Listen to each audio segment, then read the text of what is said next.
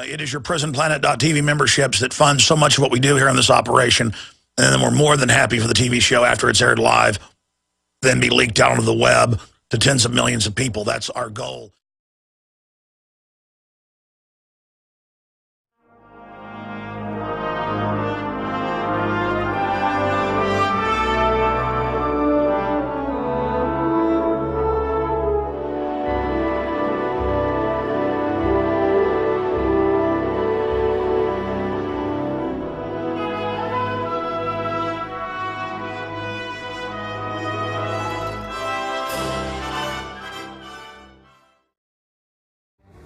Ladies and gentlemen, it is already Thursday, the 30th day. The 30th day, ladies and gentlemen, of August 2012. And we are going to be here live for the next 3 hours. Coming up here on the broadcast today, Larry Grathwohl, who's been on with us before. He was one of the infiltrators of the Weather Underground, where they openly talked about how once they took over America, they were going to put conservatives, libertarians, constitutionalists in slave labor camps and then kill half of us. They estimated 25 million. And now since it's in official Army documents that we'll go back over today, and I'll give you the code numbers on those so you can look them up, that they have re-education camps being prepared. I think we should talk about this criminal operation. Also, Derrick Broze is with Houston Free Thinkers, and helped fight the TSA takeover in Houston successfully. He's been in Tampa and has witnessed the TSA groping, the carnage, all of it. DrudgeReport.com linked to this story last night. It's since rolled off. Both sites, we need to get it posted back at Infowars.com, but it's in the top story archive, the links up there at the top of the site. TSA harasses Ron Paul and his wife in Florida. Wait till you hear this. They tried to imply he was going to blow up Romney. Just any way to dominate and exercise power by the, quote, security services, the absolute road to ruination and third worlddom. So we're going to be breaking all of that down. RNC protesters vastly outnumbered by police. That's thanks to the demonization and intimidation of protesters and the idea of the First Amendment. Texas students revolt against mandatory RFID tracking chips. That's right here in Austin, Texas. They also have GPS tracker. People are revolting against becoming total prisoners. Also, would you pay to use Facebook to help investors recover their losses? That's the new idea. And, of course, the top Facebook people are all incrementally dumping their stock as fast as they can without plunging it down to zero. It's already down by, what, 55%. Also, video shows cop kicking defenseless man in the throat. I've got 3 videos like this today. And again, we're not just here to bash police all day, because that feeds into the psyop of them then going into their own gang culture. Just attacking them feeds into the globalist plan. But they're trying to train police over and over and over and over again. They're trying as best they can that it's macho and cool to slap people around. That's why I saw some police patrolling a water hole yesterday. And I don't mean a bar, a spring I was swimming at yesterday evening. And I just said, hey, are you guys looking for donuts? Just because it's important to have the police understand that there's a First Amendment, and we're going to talk to them, because they were walking around staring at people and people were scared of them. And I just thought it was important to, you know, let them know that some people will speak to them. I see police in restaurants I'll walk over. Routinely, I see them grocery stores I'll walk over. I see them everywhere I go over, because it's important. And sometimes I say friendly things. Sometimes I say silly things. I ask them, hey, you been taking all your vaccines, drinking your fluoride? And they're like, no. I'm like, why not? You trust the government, don't you? It's bad to not trust the government, isn't it, right? Big government's a good thing, right? No, I don't think that's why I have my rifle at home. And like, oh, okay. You know, again, when the government fears the people, there is liberty. When the people fear the government, there is tyranny. We got a lot of news. I mean, a lot of news that I'm going to attempt to scan over, just kind of hit on when we get back. And then we will take some of your phone calls here for first-time callers. I'll give the number out when we come back. A few times a week, like to open the phones up to first-time callers to give you a chance to sit on hold while I rattle on. I'm joking. Really not joking. I'm making fun of myself and my proclivity to run at the mouth. which is actually why I have a radio show. Ladies and gentlemen, you have found at the tip of the spear in the information war. I am Alex Jones, your host, and we are here Monday through Friday from 12 noon to 3 p.m. Eastern. We have a big broadcast lined up today. We will be talking to an infiltrator of the Weather Underground, Obama's mentors, who plan to implode the economy, take over, and put 50 million of us in slave labor camps and kill 25 million of us. Now that is in official Army training manuals that mention re-education centers, how to process us via our Social Security numbers, how to arrest us because we're politically active. We're going to be going over the subcodes and subsections of that today with Larry Grathwohl coming up to understand how tyranny creeps up on you and then explodes. And again, we're going to talk to folks from the RNC who've witnessed the TSA on the roads, the buses, harassing journalists, just the hell force that is being released. TSA harasses Ron Paul and his wife in Florida, said that they thought he may be a danger to Mitt Romney, who wasn't even there at the private airport getting on a private charter jet with his political entourage. They wanted to grope Mrs. Paul and wanted to check for bombs. They said, we think you might have bombs. And the Drudge Report picked up on that story last night. But it came out after we were on the air, so I'm going to be going back over that today. And it integrates with another report from Infowars.com and PrisonPlanet.com. Video, TSA takes over bus station in Tampa. DHS agents threaten journalists. So we have those journalists coming on for about 30 minutes in the third hour today. It is a free-for-all in the first hour. I'm going to just hit some of the headlines that we'll go over more throughout the broadcast. But first-time callers, whatever issue you want to discuss, all the mainstream news discussing economic collapse, Iran war, Al-Qaeda being funded to go into Syria, new fake Navy SEAL books written via pen names to prop up the official fable that bin Laden was killed. They keep changing the story over and over again. It's a complete lie. We're going to talk about all of this today. And at the bottom of the hour, remind me, guys, to show this and talk about this on air. We have a new candidate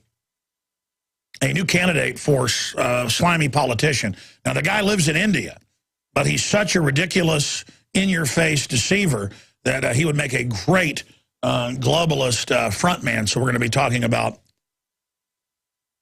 that at the bottom of the hour. And my mind wanders, so it's up to you guys out there, please, to remind me. Okay, let me just run down. Wow, I mean, I can't even figure out what is the top story is my problem. Here, let's just start here with the Mark Slavo report from the SHTFplan.com up at Infowars.com. Just in case, state of Alaska to stockpile mass amounts of food and supplies in giant warehouses. Well, all the states are doing that. They're just not telling the public about it. They've built giant warehouses for economic collapse or for disasters. We're going to be getting into that report. I'm going to talk about this a little bit more later. Video shows cop kicking defenseless man in the throat. The guy's done nothing. They pepper spray him, say, get on the ground. And then the guy's coughing a little bit on the ground, so he kicks him in the throat. And there's a footage of the police pull a woman over with a cell phone she's on, her cell phone and driving in California, body slam her repeatedly, beat her up, and then lie on the report about it, but the Taco Bell caught it on tape. Again, it's this lying incessantly that is the big problem, and it threatens to completely undermine the entire culture and trust in the system. And I think trust in the system should be undermined because it's lost our trust and can't be trusted anymore. But if the system doesn't get corrected and fixed and just sits there discredited, it's even worse. So we're going to be going over some of those reports.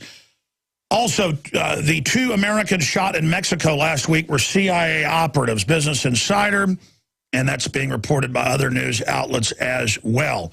The Mexican government, who's as corrupt as the day is long, has pointed out correctly, though, that the drug war is to keep drug prices up and that the CIA is controlling key drug cartels and allowing them to ship in drugs while trying to knock out the other cartels, and that's what this 6-year war has been about. We told you before the war started, with our sources like Sully Castile and others here on air, former DEA.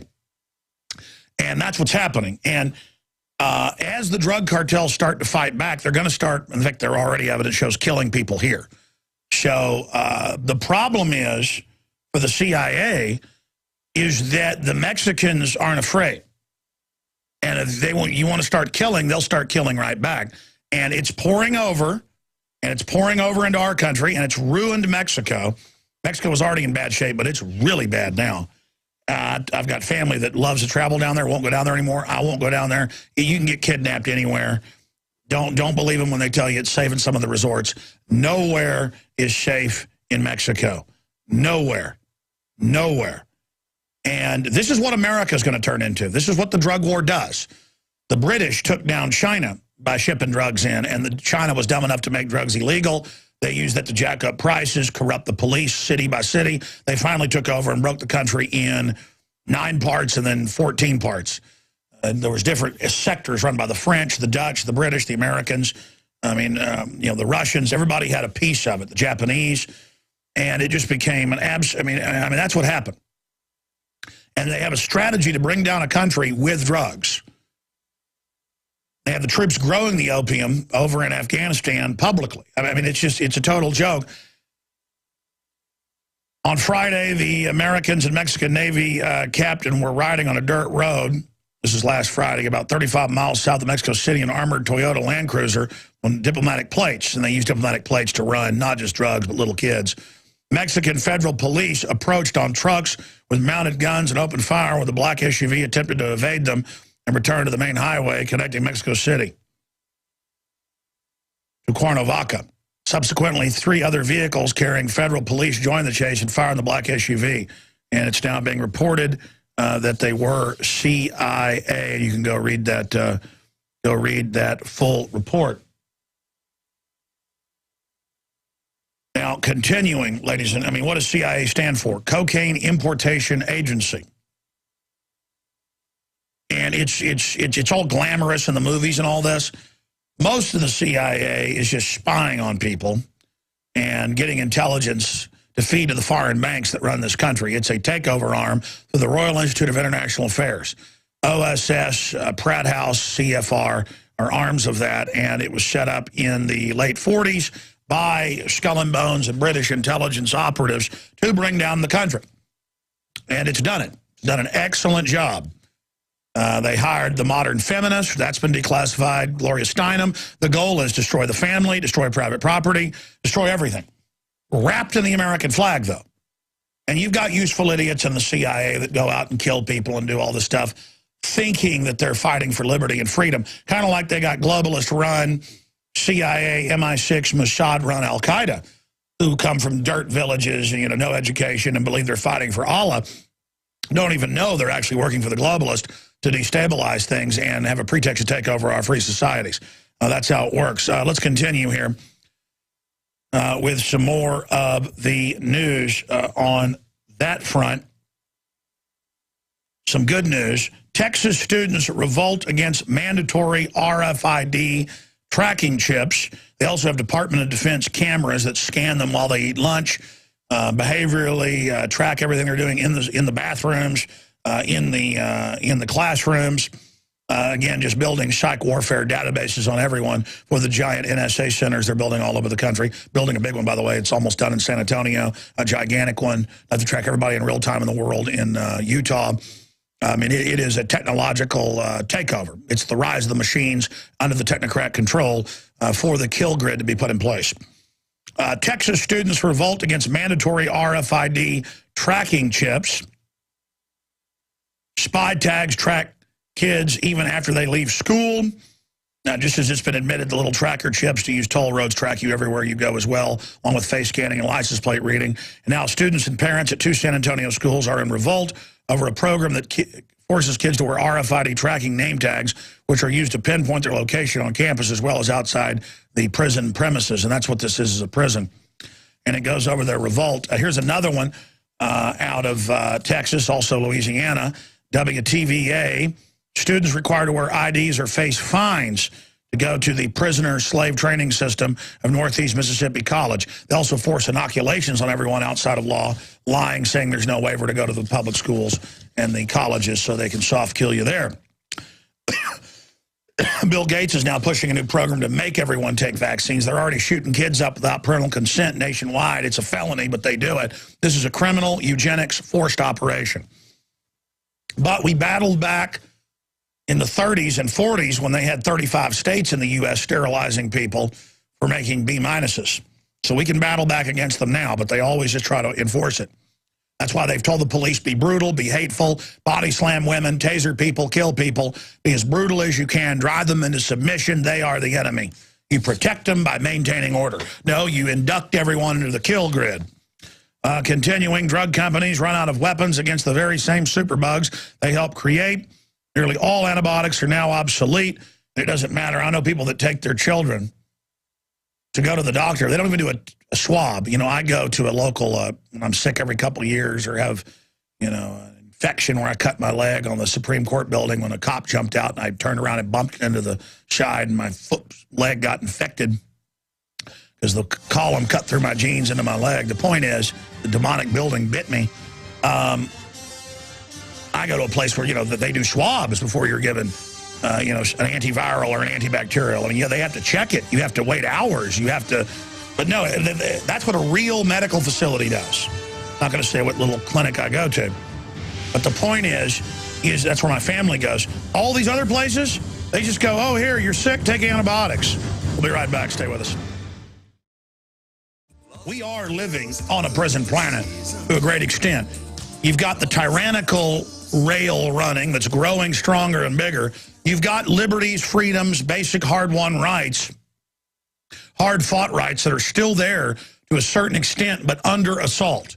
And so freedom is dissolving and crumbling as tyranny is rising. But as freedom begins to really implode, even the thickest-skulled people begin to wake up. Yesterday, again, occasionally with my children in the evening, go and take them to a big public natural spring pool here in Austin. And this lifeguard goes, oh, Alex Jones. Yeah, I visit your website, Infowars.com. I rarely run into people that disagree with me and actually will come over and do it. And I said, yeah. He goes, yeah, I used to, when I went to college, I used to use your website as an example in my philosophy class and in speech for logical fallacies. And I went, oh, you're going to use Greek philosophy on me, huh? Of logic and everything. I go, you really think you're doing that? I said, well, I said, hey, how's that college degree going for you? Because I talked to him. He's been out of college. I found out he's been out of college 5 years. He's lifeguarding. Hey, I'm not saying that's a bad job, you know, $10 an hour or whatever it is. But the point is that I was telling you a decade ago that college was a giant bubble and that most people would never be able to pay off their loans and they would then criminalize not paying them. But all this is flashing through my mind. And I was like, so I was wrong that a world government was being formed run by mega banks that would use derivatives to collapse us 14 years ago. And literally, the guy was up on his perch power tripping. And I said, let me ask you a question. I said, I've never seen police at this pool in all my years. Now I see police here because I just seen police walking around staring at people and I'd said something to them. I mean, they look like gang members, the way they walk, the way they act. It was, I mean, if I saw guys in plain clothes walking like that, I'd say, honey, you know, lock the door. If I was in a parking lot, lock the door. I mean, these guys look like gang members, young rookie cops. Their posture, all of it was very upsetting. My dogs would have growled at them, you know, that type of deal. And you know, because my dogs only growl at bad men. I'm not saying all police are bad men. You can pretty much look at somebody generally if you've got discernment. And there's these young gang member types. They're probably in a gang 5 years ago. Cops looked like they're about 23. They were, you know, shuffling around, staring at people getting off on the fear. And the guy said, I feel good they're here. And I go, oh, really? You ever need them? And then some old man runs over. How long have you been coming to this pool? Because I mean, I wasn't even talking loud. I'm like, oh, I'm not supposed to talk in America. And so I said, I've been coming here since I was born. And the guy just kind of, water's very clear today. Why do you think it's so clear? I go, I don't know. I'm not a hydrologist. But probably because it hadn't been raining in a while. And I don't even know why I get off into these stories. It's just that, look, trusting the system blindly is going to get everybody hurt real bad. And I don't know how else to explain this to you. And they've got all these petty nobodies as bureaucrats and as code enforcers and as bad cops and others out there that are setting up the classical tyranny that our forebears in history and common sense warned us about. Snitches, surveillance, warrantless stuff, abuse, all of it. And yeah, the society's rotting as well. The public is degenerating. The public is bubbling with scum. I mean, I'm not just here pointing my finger at the police. A lot of police are really good men and women, and it depends on the departments. And, Austin's one of the better ones. I'm not here riding that, just going after it. It's just that you see people that look like gang members and look like scum and act like scum, and it's upsetting to see them in uniforms. To see cops creeping around. Like, if I saw people like that in plain clothes in my alleyway, I would be concerned. I'd start watching them real carefully. The body language. Somebody's sneaking around. And I look, like I said, I'd go to your calls. I haven't even scratched the surface of the news, and I'm just having flashbacks to that last night. That we've been right about almost everything we've talked about. I wish we weren't. And more people are waking up, but still others are running deeper into denial. Deeper and deeper and deeper into it. And time's running out, folks. Time's running out. We better turn this around and reject all this tyranny now. We are here live, back Sundays, 4 to 6 p.m., back weeknights, 7 o'clock, InfoWars Nightly News. Find out more at InfoWarsNews.com or PrisonPlanet.tv. Okay, look, I want to take some of your phone calls. I always say I'm going to take them, and I start ranting and going off rabbit trails. First-time callers, boom, 800-259-9231, 800-259-9231. I didn't give the number out earlier. Why are the phone lines loaded? Whatever, we'll see what happens. First-time callers that all have the number memorized. We'll get to everybody here in just a moment. That means 20 minutes. And then I'll take calls for that little 5-minute segment. I'm joking. Probably not joking if I don't get control of myself right now. Let me just mention some of the other stuff coming up. Mayor dead after apparent donkey attack. And, of course, that is in Hollywood Park, Texas. His donkey, 500 pounds, reportedly killed him. Yeah, a big white-tailed buck can kill you. They kill quite a few people. The answer is ban donkeys. Somebody got hurt by one. All donkeys are guilty. I mean, they say because some veterans, very rarely, go postal, that all veterans should have their Second Amendment taken. Well, hey, by that logic, ban donkeys. Somebody stabs somebody, ban knives. Somebody use a Louisville slugger. Hey, cops in New York shot 9 people, freaking out. Trying to shoot one guy who didn't even have his gun out. So I say ban police. Of course, not being serious, but I'm illustrating this. I saw earlier in the week where a fella dressed up in a Bigfoot outfit and ran out in front of the cars to create a Bigfoot sighting.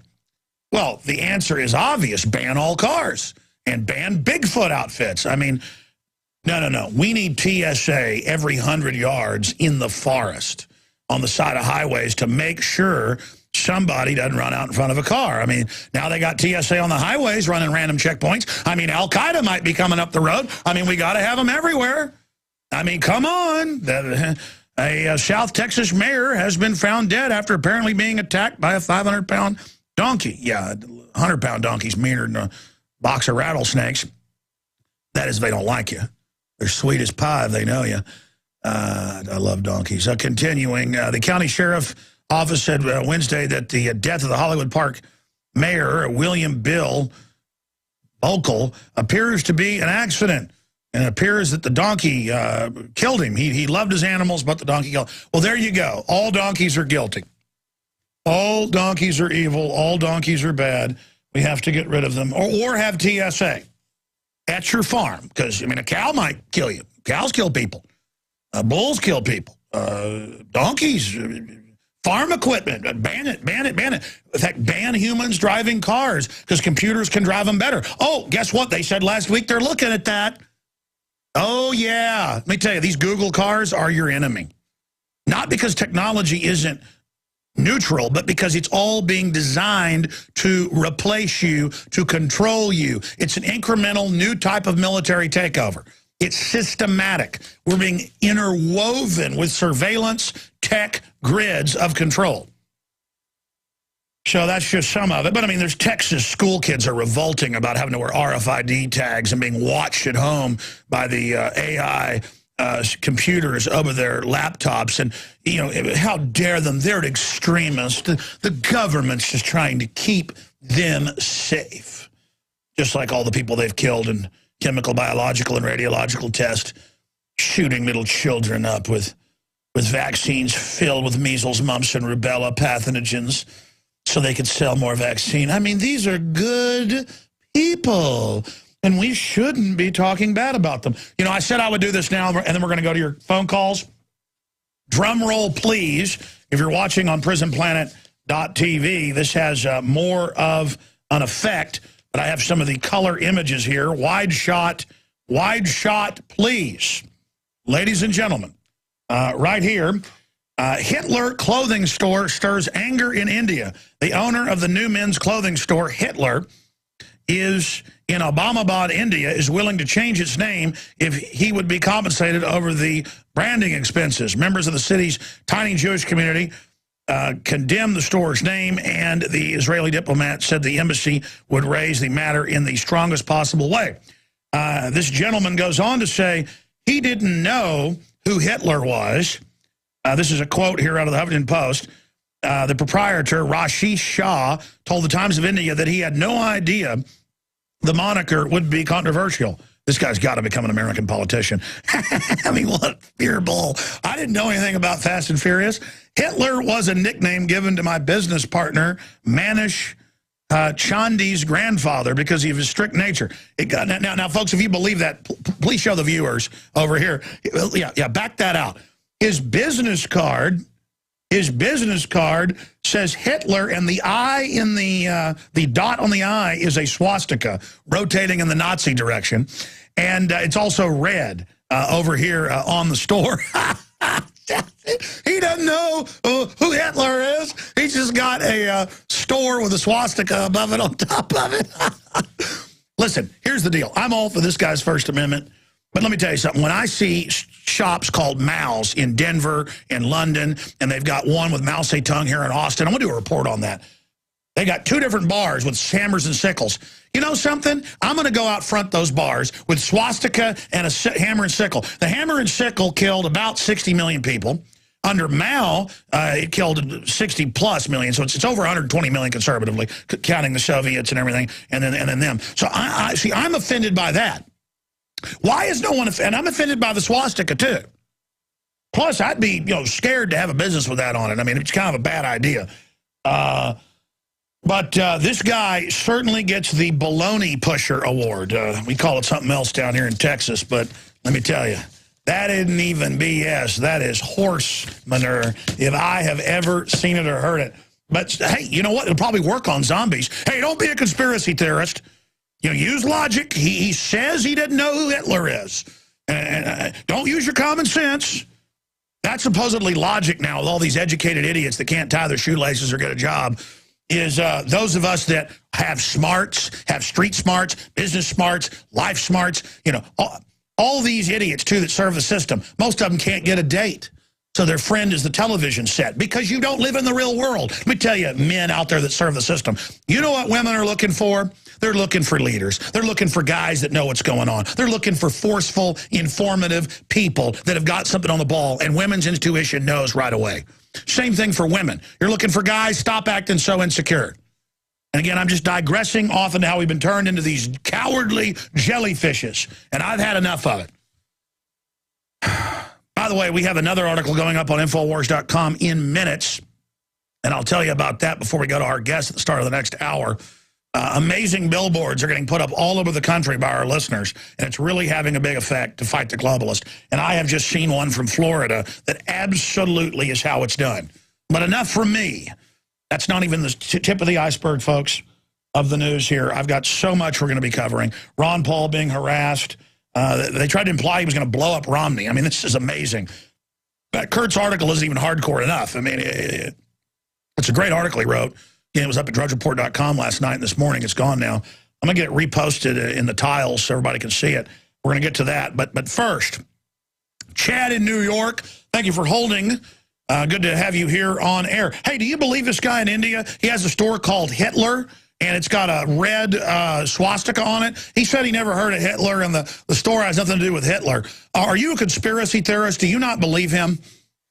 I guess you could call me conspiracy theorist because, I don't believe that TSA has ever caught anybody in Al-Qaeda, but, that's just me, I don't... Well, I mean, if they want to catch Al-Qaeda, then they need to go over to NATO headquarters where they're arming them and training them and go to Turkey where U.S. Marines are training them and helicoptering them into the border region. Hey, I mean, who knows? They might be in my pants, Alex. You never know. Are you sure? You know what? Are you sure? Like, if people out there that use Preparation H, that may not be a hemorrhoid. That may be Al-Qaeda. Hey, you never know, man. Maybe that's bin Laden. I mean, they said they threw him in the ocean. How we know they didn't throw him in your... I'm sorry. I tell you, this morning I went to the bathroom. It kind of looked like bin Laden. All right. I'm going to stop the comedy. See, folks, that's why... Well, maybe I'm not that funny, but as Kevin Booth, who was Bill Hicks's producer, says I was funnier than Bill Hicks. By the way, I don't agree with him, but that's why Kevin says that. He knows what I'm like behind the scenes. I'm sorry. Go ahead. No, I just wanted to thank you for one thing, Mr. Alex Jones. Thank you for waking me up, you and Mr. Ventura, 2 years ago. I really appreciate it. Your conspiracy theory show really woke me up, especially the one about the FEMA camps. That really woke me up. And I tell you, it was powerful stuff. I wish they'd let the third season come out, but, unfortunately... Well, here's the deal. I'm not allowed to tell you what went on. But it's like something out of a Men in Black movie. I mean, there were Men in Black. The whole deal happened. And True TV was going to back Ventura, but they just got threatened. I mean, the head of True TV did have a lot of courage to put that on air, but it got top ratings. It was too successful. So the third season that I went out and consulted on and helped and worked on and shot and got groped by TSA to be able to do, I don't think it's going to air. I don't think it is either, sir. But the question I had, there's a question and a comment I wanted to make. The question I had is, do you think that the Brandon Robb case, with all the other cases that have been going on that you were talking about last week and this week, do you think that that's the beta test rollout for the re-education camps? And absolutely. No. Listen, listen, I believe he believes what he's saying, and he's a very intelligent, well-spoken person. But, Steve sees all this massing, and so he's like, it's happening, it's happening. They don't want to move this thing fast. They want to just keep moving it slow. They're already shooting kids up, again, from Alabama to California. 3 or 4 years ago, we'd get reports they were shooting kids up without parental consent when they would have convulsions in Alabama and California, in Michigan, in Massachusetts. Now, those states are just shooting the kids up without asking the parents. Folks, that's so illegal. But they just do it, and the cops won't enforce the law. They won't enforce the law on Fast and Furious. And, yeah, they're grabbing veterans everywhere for cleaning guns on their back porch, for putting their deer rifle in their car. Every deer season, I see articles everywhere, even in Texas, where I've seen stories where the police get called on a cop who's off-duty going deer hunting. I mean, you cannot dress up in camo and have a gun in this country without people freaking out. Look, when I was a kid, everybody had guns in their truck windows.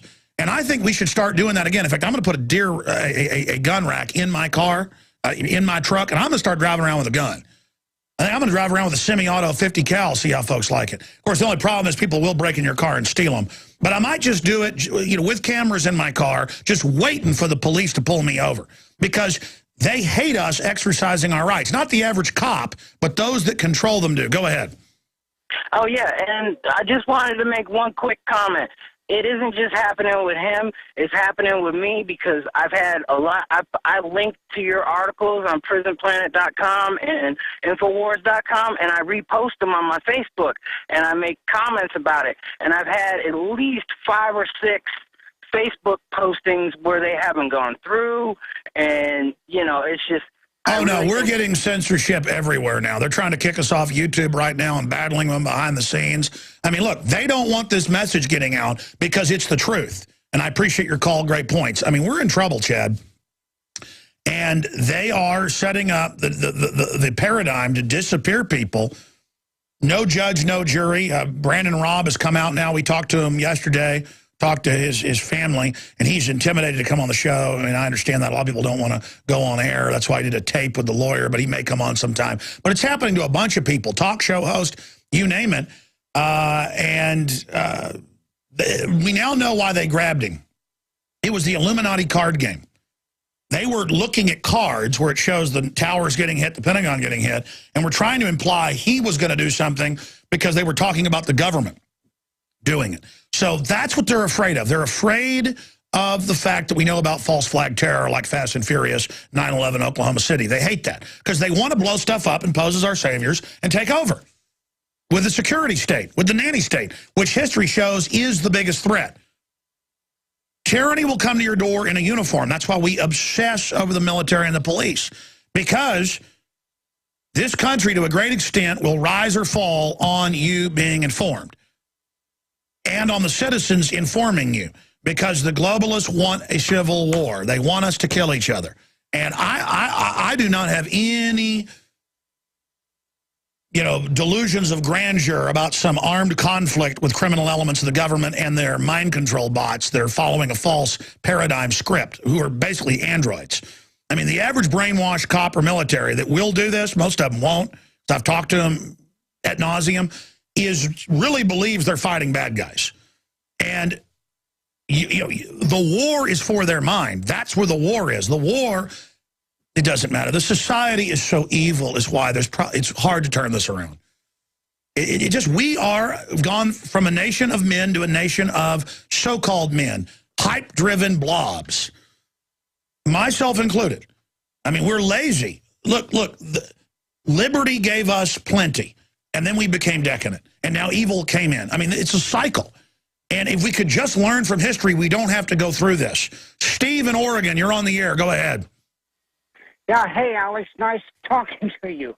Nice talking to you. I'm a long-time listener, first-time caller. Hey, I just wanted to make everybody aware that on September the 6th, our esteemed city council has seen fit, in spite of the fact that it's been already voted down by the populace in Oregon, they've seen fit to propose Florida, you got it. Yeah, you're already aware of it then. No, tell us about it, though. No. The states voted it down, the cities have voted it down, but they love you so much, they want to put something special in there. They want to help you learn to not be so upset. Everything will be okay very soon, Steve. Just drink it. Drink it. They love you. Really, they do. They love you. Yeah, the two scumbags that are responsible for this loving gesture is our county commissioners, Randy Leonard and Nick Fish. And they're going to have a hearing on it at our courthouse. Not the courthouse, but the City Hall, the council chambers on September the 6th, and they're going to bring it to a council vote without any input from us, the populace, who it'll be directly affecting. Without having any input from us, they're just going to mandate it in, I think, and I do not want to be poisoned. I'm one of those. Well, let me tell you something. I have real feelings of anger towards these government officials, authorities, towards us, the little scum civilians, that term they use in their takeover, that they laugh at us when we have New York Times, Associated Press, Harvard studies of cancer, brain damage. I mean, look what it's doing to us, and they laugh. I'm telling you, sue them personally for falsely medicating you without your consent. That'll get their attention. Sue them. Look, we're being incrementally enslaved. That's why I don't expect any big, giant takeover to happen overnight. It's going to be incrementally federalizing things, globalizing things, getting rid of our sovereignty, telling our military they're under NATO and UN control. This is how the global government's taking over until they launch giant stage terror attacks or allow groups to attack. And then say, oh, we're not fighting Al-Qaeda. It's for conservatives, libertarians, Christians. They're the terrorist. And that's why we're seeing all this hype now about a staged terror attack. We're going to go to your calls here in a moment. And in the next segment, then Larry Grathwohl will be joining us to break this down and more. All over the country, this is a phenomenon that is taking place, and it's very, very exciting. And if you go to Infowars.com, you can see some of the billboards. It's the top story there on the site. And you need to hit refresh if your site hasn't loaded it yet, because Kurt posted it about 10 minutes ago. One trick to find it in features is to put a question mark in front of the Infowars.com, and it will go up. But it doesn't look like it's gone up yet on my site either. So I'll just show people photos here on air. If you're watching on prisonplanet.tv, it says, "Is Obama our dictator? The Patriot Act, NDAA, Second Amendment, Stop the New World Order, Hear the Truth." Alex Jones, Infowars.com. And this is a great example of the type of billboard. There's a lot of people, you can put up billboards on big highways for a couple $1,000s. In some cases, even cheaper if they're simple like this. And this is the way to do it. Paid for by MK Ultra victim Ken Rhodes and Gary Gaines and millions more. And people are just fighting back everywhere. So good job. That's how you get the word out. And that's at Highway 441 in Ocala, Florida, put up by Ken Rhodes. So good job to the folks that did that. And I see these every week coming across my desk. People are stepping up and getting people out of the trance they're in. You got to get out of your learned helplessness, out of your comfort zone, out of this mass Stockholm syndrome, out of this normalcy bias. What's happening is classical tyranny. And it's a lot bigger than just Obama. The type of authoritarian scum that is in government everywhere now thinks that we belong to them. And there's some good people in government, but less and less, especially up high. And a lot of the big corporate interests, that are monopoly interests, they want to work with authoritarians, mainly communists and socialists.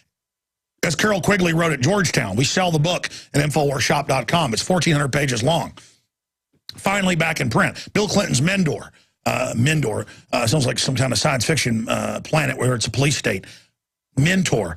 And he said, we fund communists and fascists. We want to get rid of freedom in America. We want to control both parties, where we have a controlled conservative opposition so people have nowhere to run. So the globalists are the enemies of conservatives. You know, I say get outside the left-right paradigm, the fake left-right, controlled left-right. But the globalists do see the, quote, right as their enemy. So they try to change what the right is. The right isn't about torture, illegal surveillance, secret arrest, illegal wars, and tyranny. The right, as they would call it, is more like Thomas Jefferson was, who they would call a liberal in that day. These terms can be interchanged, but what they think of as a right-winger, pro-gun, pro-family, pro-sovereignty, pro-due process, and limited government. Limited government. So if they hate conservatives, real conservatives, they really hate libertarians. We're going to go to break, come back, take a few more of your calls from Travis.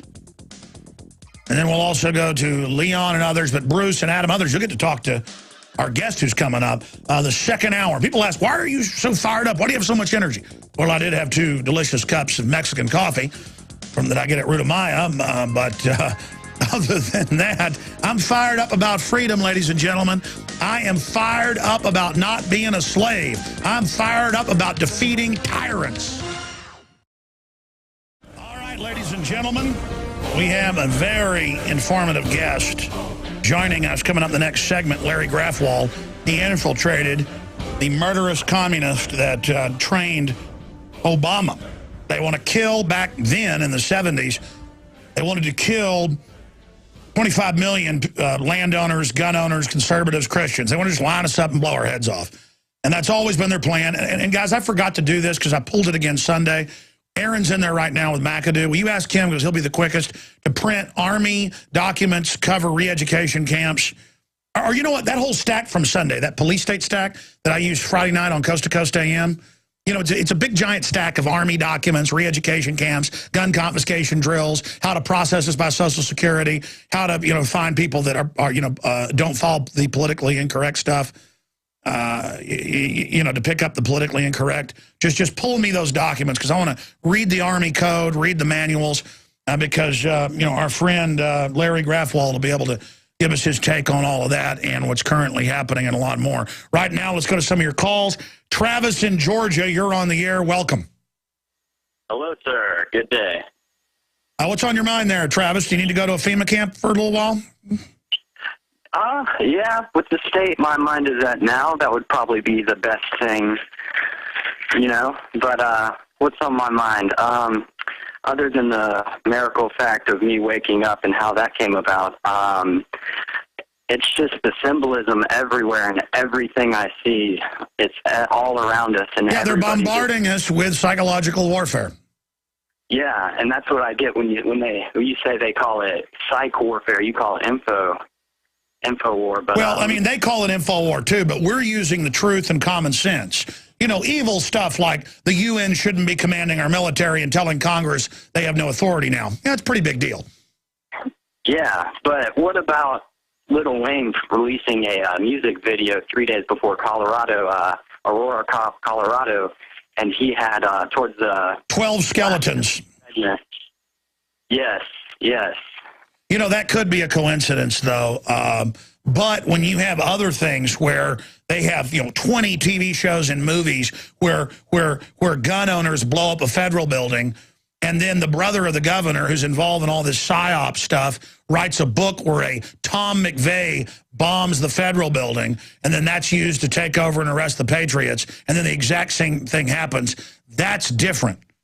That's different. You can see listen, when I was growing up, all the soldiers, on the TV shows fought for the UN. The toys are all UN Global Peacekeeper. In fact, one of those toys is sitting out there on the counter. It says Global Peacekeeper. Run that into me real quick. Just right there on the circular table, right behind that wall. Yeah, right over there. Or at least it was a few days ago. My kids had dug it out of storage here at the office. We're looking at it. There's all these toys about Global Peacekeeper. It's all conditioning. Recognize it. It's an assault to acclimate you. Thank you, Matt. Look at this toy if you're watching on prisonplanet.tv. World Peacekeepers. And you go to the store now, you can't find military toys that say USA on it like when I was a kid. Look at this. World Peacekeeper. Accessories, perfect for all. 12-inch action figures. And,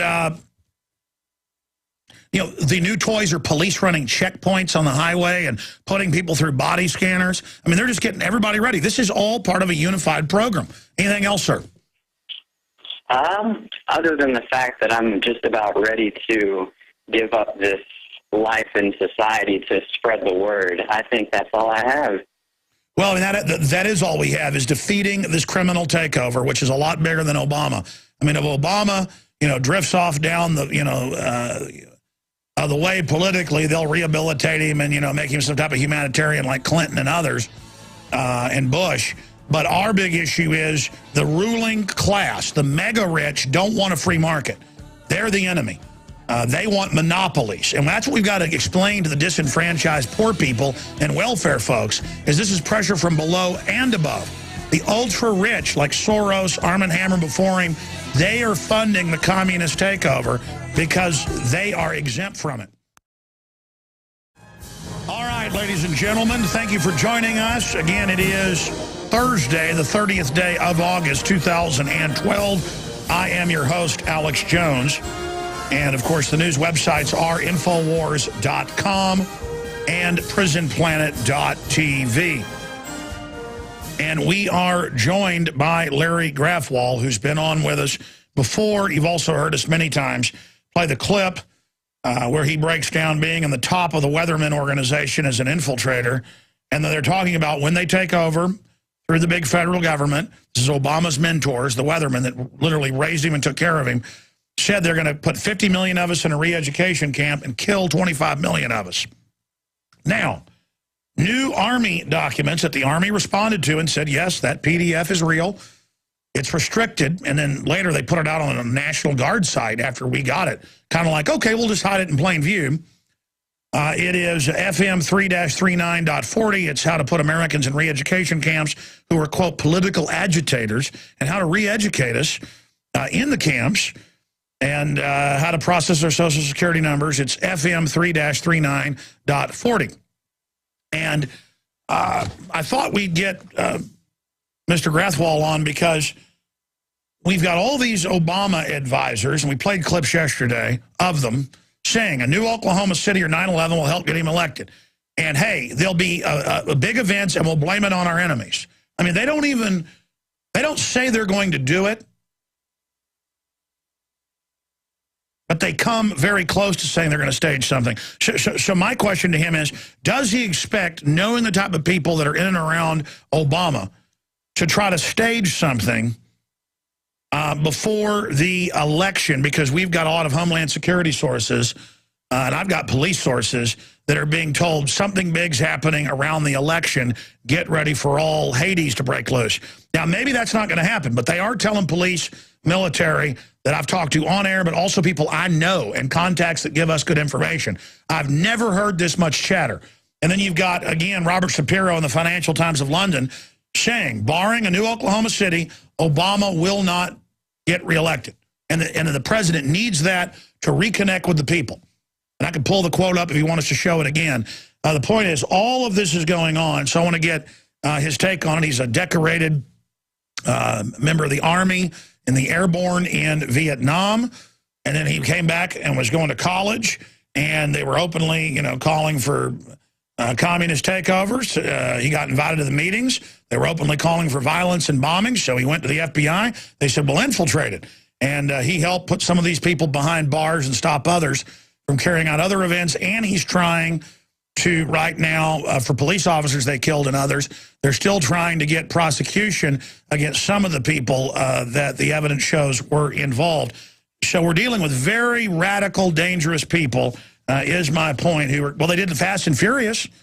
I mean, they could do anything. They staged a false flag. Larry Grathwohl, good to have you on with us. I've thrown out a lot here in the last few minutes while you're sitting there on hold. What is front and center on your radar screen right now? Well, first of all, thanks for having me on your program again. I really enjoy this, and as I can't hardly add anything to what you've said in the introduction. I look at Barack Obama and remember the speech that he gave not too long ago, comparing himself to Abraham Lincoln and Franklin Roosevelt, and I believe it was Wilson that he compared himself to. Presidents that he considers to be the greatest presidents we've ever had. It's interesting to note that he didn't mention George Washington, who, in my opinion, is the greatest president we ever had, because that man was in a position to be king if he wanted to be, and he is certainly responsible for the fact that we're still a democracy today, not only in that he led us to victory over the British, but that he turned down being a king, which at that time it would have been very easy for him to do. Well, no one had ever done that. In fact, King George III, when he got the letter back a month after with the crossing of the Atlantic, that George Washington turned down the kingship that was being offered to him by basically everybody, and Hamilton wanted that he refused it. The quote by King George III was that George Washington was the greatest man alive in the world. Yeah, exactly. And ironically, our president doesn't even bother to include him. Now, I don't know if that's because he doesn't think he's as great as him, or if he doesn't think George Washington is as great as the three he mentioned. But regardless, we're talking about a president whose ego is gigantic. He believes that he's the equal to Abraham Lincoln, and I mean, has there been a greater president since George Washington than Abraham Lincoln? I don't think so. Given that, when you put all of that together, you realize that this is an individual who is not going to take defeat easily. And my belief is, remembering what his advisors have said before, Axelrod and the other guy that's mayor now of Chicago, that you never let a catastrophe go to waste. So you're exactly right. If another Twin Towers was to happen, if another bomb in Oklahoma City was to happen, it would be a reason for the administration to declare martial law, possibly suspend elections until they decided that it was safe to have them again, and start rounding up dissenters like ourselves. And we know that at least somebody is thinking about it because of the documents you mentioned earlier, and also the NDAA, the National Defense Authorization Act. That's what gives the president the power to use these regulations that you were talking That's about. That's right. We're not speculating in a vacuum. This is now reality. Secret arrest, re-education camps, 1.4 billion rounds. It's not just 750, 450, 250. It's now 1.4 billion total in the last 12 months. Armored vehicles being delivered everywhere. What's going on from your highly informed view? I mean, if it walks like a duck and it's got webbed feet and it quacks, it's a duck. I, like you, hope that I'm wrong and that my suspicions are totally incorrect, and that this election will come and go peacefully, and that we'll have have good reason to look back on this in a few months and laugh. But my experience tells me to expect the worst. I mean, I heard the weathermen in meetings describe how they were going to round up, it was 100 million people, and put them in re-education centers. And now we find out that the government is creating re-education centers. Some of Obama's closest advisors are ex-members of the Weather Underground.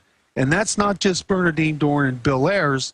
Jeff Jones is one of the founders of the Apollo Group. The Apollo Group was involved in the stimulus package, the first stimulus package, and also in helping the Obama administration put together Obamacare. So Jeff Jones is one of the founders of the Weather Underground, along with Bernardine and Bill and Mark Rudd and several others.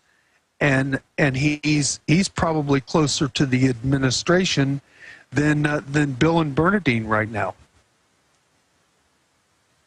Well, we have Homeland Security sources across the board who are apologizing and saying, I thought you were, too extreme. This is being discussed. And they're reportedly running around the highest levels of Homeland Security, giggling and laughing, not worried about the lesbian sex scandals, none of it, because they're saying, oh, you wait, something big's coming. We're not going anywhere. And we have fundraising letters, we know from 2 years ago that even Glenn Beck got and covered, where they send them out to Democratic donors and say, don't worry if he gets down in the polls. There's going to be a crisis, and we're going to blame it on people. I mean, they're so arrogant. Yes, absolute arrogance. And if you think about it from one perspective, why shouldn't they be arrogant? Everything that they have touched in recent years has turned to gold. Who would have ever suspected that known terrorist bombers that had murdered policemen and assisted in the death of 3 of their own members would be not only free and walking the streets, but would be educators and well-known quote-unquote celebrities, to the extent that news media would be talking to him and asking him what they thought. I would have never suspected in a million years that Bernardine Dohrn and Bill Ayers wouldn't be in prison at this time of their lives. And instead, I'm contemplating the fact that it could very possibly be me that winds up in one of these re-education centers, where they're going to try to teach me, a new way to think. And of course, that isn't going to work. It's one other thing that you pointed out earlier about the UN peacekeeper, the UN and the law that they're trying to pass about gun control, essentially superseding the Constitution. Hillary Clinton has come out in support for this thing and is supporting it getting passed through the United Nations, and then of course that'll be the excuse for implementing it here in the United States. And where have we ever voted to allow UN law to supersede our law. And by the way, Article 15 says nations agree to help the UN invade countries to take civilian firearms. Yes. I mean, yes. And then they run this psyop going, there's nothing about your guns in there, and openly says. And the drafters say in meetings at Unidir, we interpret this to mean we're going to have an abolition of civilian ownership of firearms because it threatens a legitimate power monopoly of the state. And that was a quote, folks. We'll be right back. You know, we have a normalcy bias. You call it a Stockholm syndrome, whatever you want. That even when we got this Army document and found out that they had linked it on a National Guard site, and it was supposed to be restricted, but people uploading stuff, and it's getting shared with tens of thousands of MPs, and regular military is now getting the training, and it has the 10 FEMA regions, how they're going to run it all. I was just showing it on prisonplanet.tv for viewers. I was going through this 2010 that started under Obama. You know, a lot of bad stuff happened under Bush, but we can definitely say the TSA groping, the checkpoints, the TSA on the streets, all these Army manuals about gun confiscation is Obama. Now, maybe Mitt Romney will get in and continue it as bad as things are. I don't know. I just have to be honest, because you know I'm nonpartisan. This is all happening under Mr. Obama and his controllers.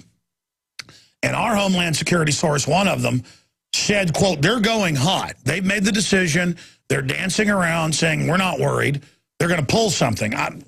But our sources, and I've got them from police to FBI to Doug Hagman's sources that I know is in federal law enforcement, they're all saying the same thing, that that's why Janet's running around, you know, acting like a crazy person in Homeland Security. That's why all these women under him are. These are crazy people. I mean, these are crazy people. Hitler was crazy. Stalin was crazy. Mao was crazy. These are crazy people. They love power. Their idea of fun is arresting families and putting you in re-education camps. I mean, these are demons. They love abortion. They hate the family. I mean, you hear them all the time. These are really evil people. I'm ranting, sir. I'm just so freaked out that all of this is really happening. Larry, do you think because of public exposure they might back off? I mean, you've been in the meetings with Obama's mentors saying they want to kill 25 million of us. I don't think so. I go back to the fact that in the last 10 or 20 years, everything they've touched has turned to gold. And I think that, well, to quote Bill Ayers in a recent interview, I'm going to say maybe 2 or 3 months ago, he said that the United States is going to change and never return to the way it was. So, I mean, you know, Bill Ayers is one of Barack's mentors. He certainly knows Barack better than he admits or that Barack omits. And well, Barack lived with him in college. I mean, that's been confirmed. Yeah. Yes. So it's you know, does Bill know something I don't? I mean, what could possibly be about to change? And then you look at the average American. I mean, I've been telling people for years now that, hey, look at things as if there's a disaster headed your way. You need to store food. You need water. You need to be able to take care of yourself for at least a month or 2 months. And you need to have some weapons to defend yourself. And I don't mean to, you know, people out on the street vigilante style. I'm talking about, you know, protecting yourself from you know, the gangs and the mobs that could very easily be, you know. Well, that's what all my sources say is the plan. Let things break down a while and then have the public beg for the tyranny to restore order. Yeah. But you need to be prepared. Let's face it. You know, if one of your kids or your wife is killed in one of these incidents, you're going to feel terrible, and it's going to make your cry for government intervention even louder.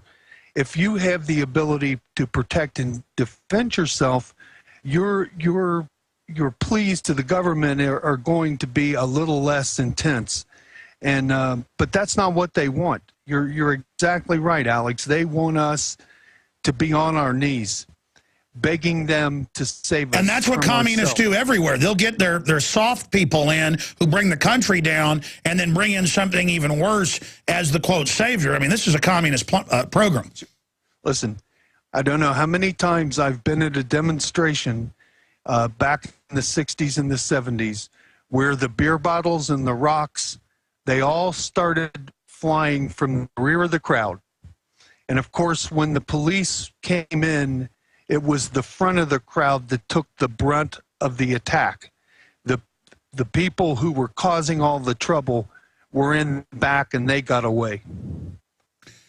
These people are such cowardly scum. They may have bitten off more than they can chew. This was a short segment, Larry. We're going to come back with a long segment, give out your website, and take some phone calls for folks out there. If you want to talk to our guest, 800-259-9231, 800-259-9231. Ladies and gentlemen, the re-education camp documents are real. The 1.4 billion bullets are real.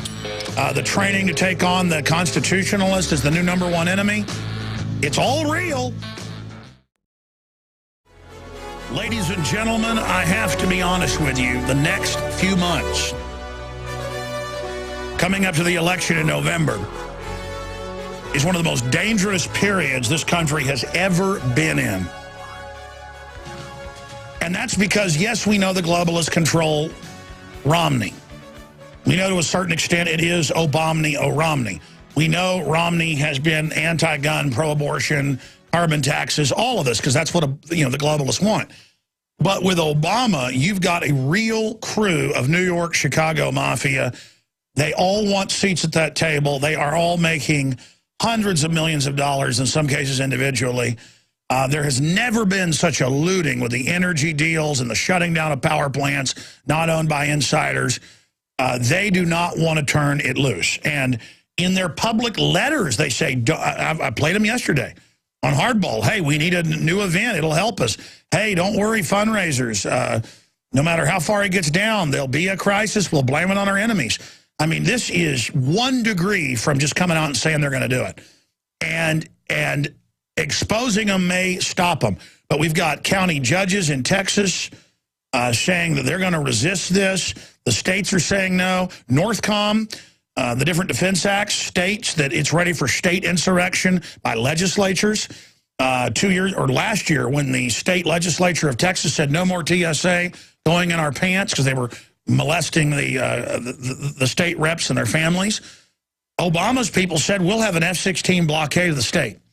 That was in the news. It's like, oh, I mean, that's how the Civil War started. So the point is, they mean business. I've talked to members of the Army and then later confirmed it, not just with callers, but with people I know in the Army, that when Rick Perry joked last year and said Texas might want to secede, they put the National Guards that are federalized in all surrounding states on alert to invade Texas if Rick Perry was serious. And, of course, he wasn't. It was rhetoric. And they confirmed air blockade. So we're going to go to our guest here in a moment and talk about that and take your phone calls and see where he thinks things are going. But this is a very perilous time with all the preparations we see out there and police being told, get ready to have martial law in October or late October, early November. I hope we expose this, it comes and goes, and that whoever the new puppet is just gets in there. But if Obama doesn't face re-election, then the sky's the limit. We're going to go back to our guest here in just a moment. Briefly, I should remind you that Infowars.com and PrisonPlanet.com are the front lines of the info war. We are listener supported. I've hired 6 new reporters who are getting trained, and they're doing a great job. I've hired 7 people for the newspaper, graphic designers, news layout people. We're accelerating that. Big success. It takes money to run this, and I try to sell products that I believe in. So I get up here. I mean, believe me, I'd rather not sit up here all the time pitching stuff, but it's stuff I use. If I use it, if I believe in it, I promote it. InfoWarsHealth.com, the very best vitamin and mineral supplements, you name it. It's there. Incredible products, the best. InfoWarsHealth.com or InfoWarsTeam.com if you want to be a distributor and get discounts. You can also sign up and get free shipping there at InfoWarsHealth.com with the longevity products. That's all there. The Pro Pure water filters, the best gravity-fed stainless steel filters. They've even got fluoride filters that you can get with it that cut it almost down to nothing. The system I use myself on the RV or at my home, we have one here at the office as well. 10% off, already the lowest price on the internet. We're the biggest distributor. InfoWarsShop.com or InfoWarsStore.com will also take you to the shopping cart or link through at InfoWars.com. All the books, all the videos, all of it, the Obama deception, it's all available at InfoWarsShop.com or InfoWarsStore.com. I've now got 51 employees and contractors, 51. And let me tell you, it is a big deal to manage everybody and to get everything done. And I'm happy to do it. But it's all because of your support and our tireless efforts. So thank you. We're putting on the best defense of the Republic and our constitutional republic we can.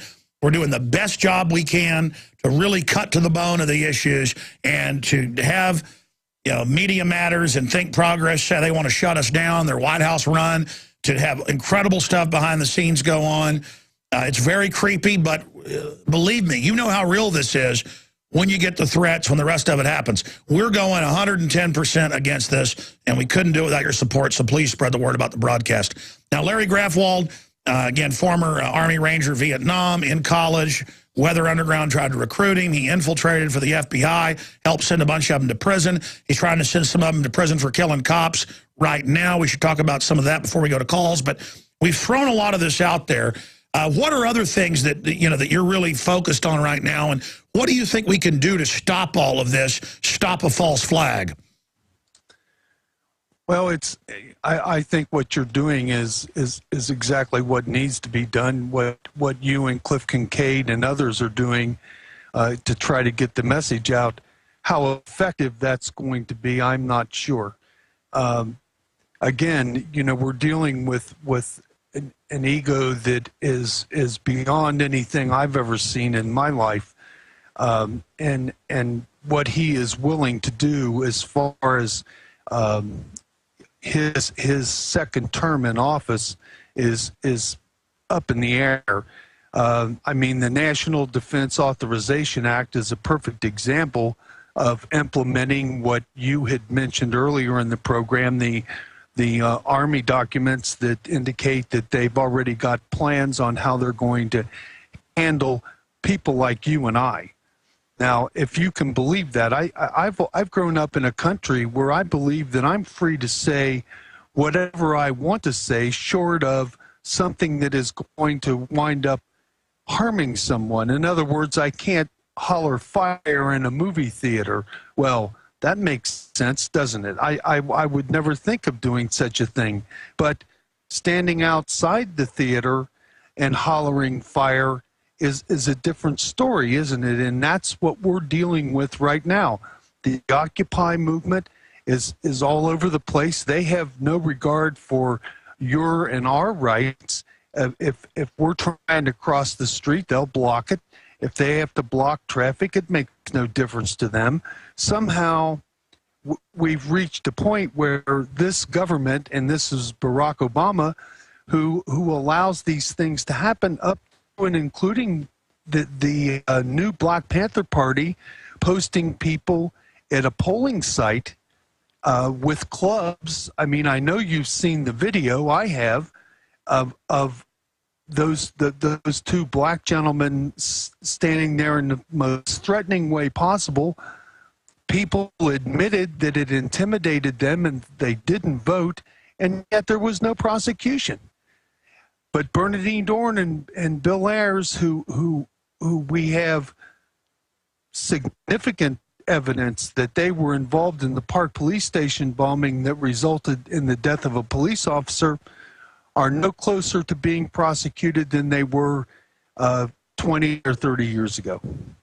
Well, Now, expanding on that, I know you worked with the FBI. They've certainly, you know, have their own problems. They've been caught provocateuring and things. I've seen a lot of evidence that the FBI has provocateured some of these new Black Panther Party, you know, type groups. I mean, I don't know how they do get away with that, because I know this: if I did something like that, I would be arrested very quickly. You know, it came out Hal Turner, the big white supremacist, was like an FBI minion, and my whole point is the FBI itself today is run by people that were the types that were in the weather underground. So, I mean, what do you say about those agencies today? And, you know, I can't say, Alex. I can tell you this from my own personal experience. I was controlled by the FBI to the extent that sometimes I had to do what I knew I had to do, even though they had instructed me differently. Remember, the FBI I was dealing with was the one that had dealt with the Communist Party, USA, during the 50s, and they were still in the coat and the tie and the hat.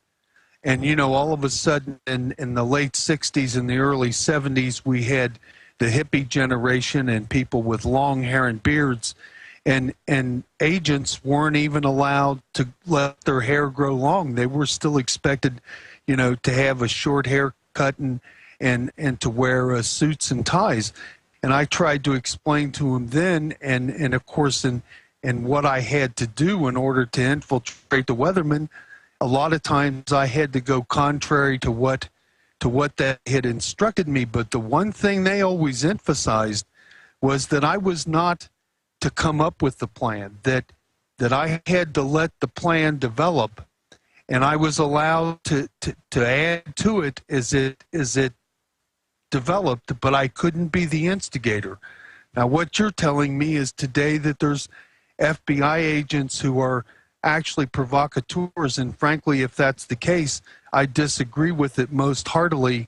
But I can tell you that the agents I know, and most of them today, are retired. So I can't speak for the current crop. Sure, of they FBI weren't agents. provocateuring. They were actually, I mean, if you're in a planning session and they've hatched the plan and they want your ideas, then obviously you're allowed to talk Yes. to them, but you're not supposed to say, hey, let's go blow up a bank or something. Yes, exactly.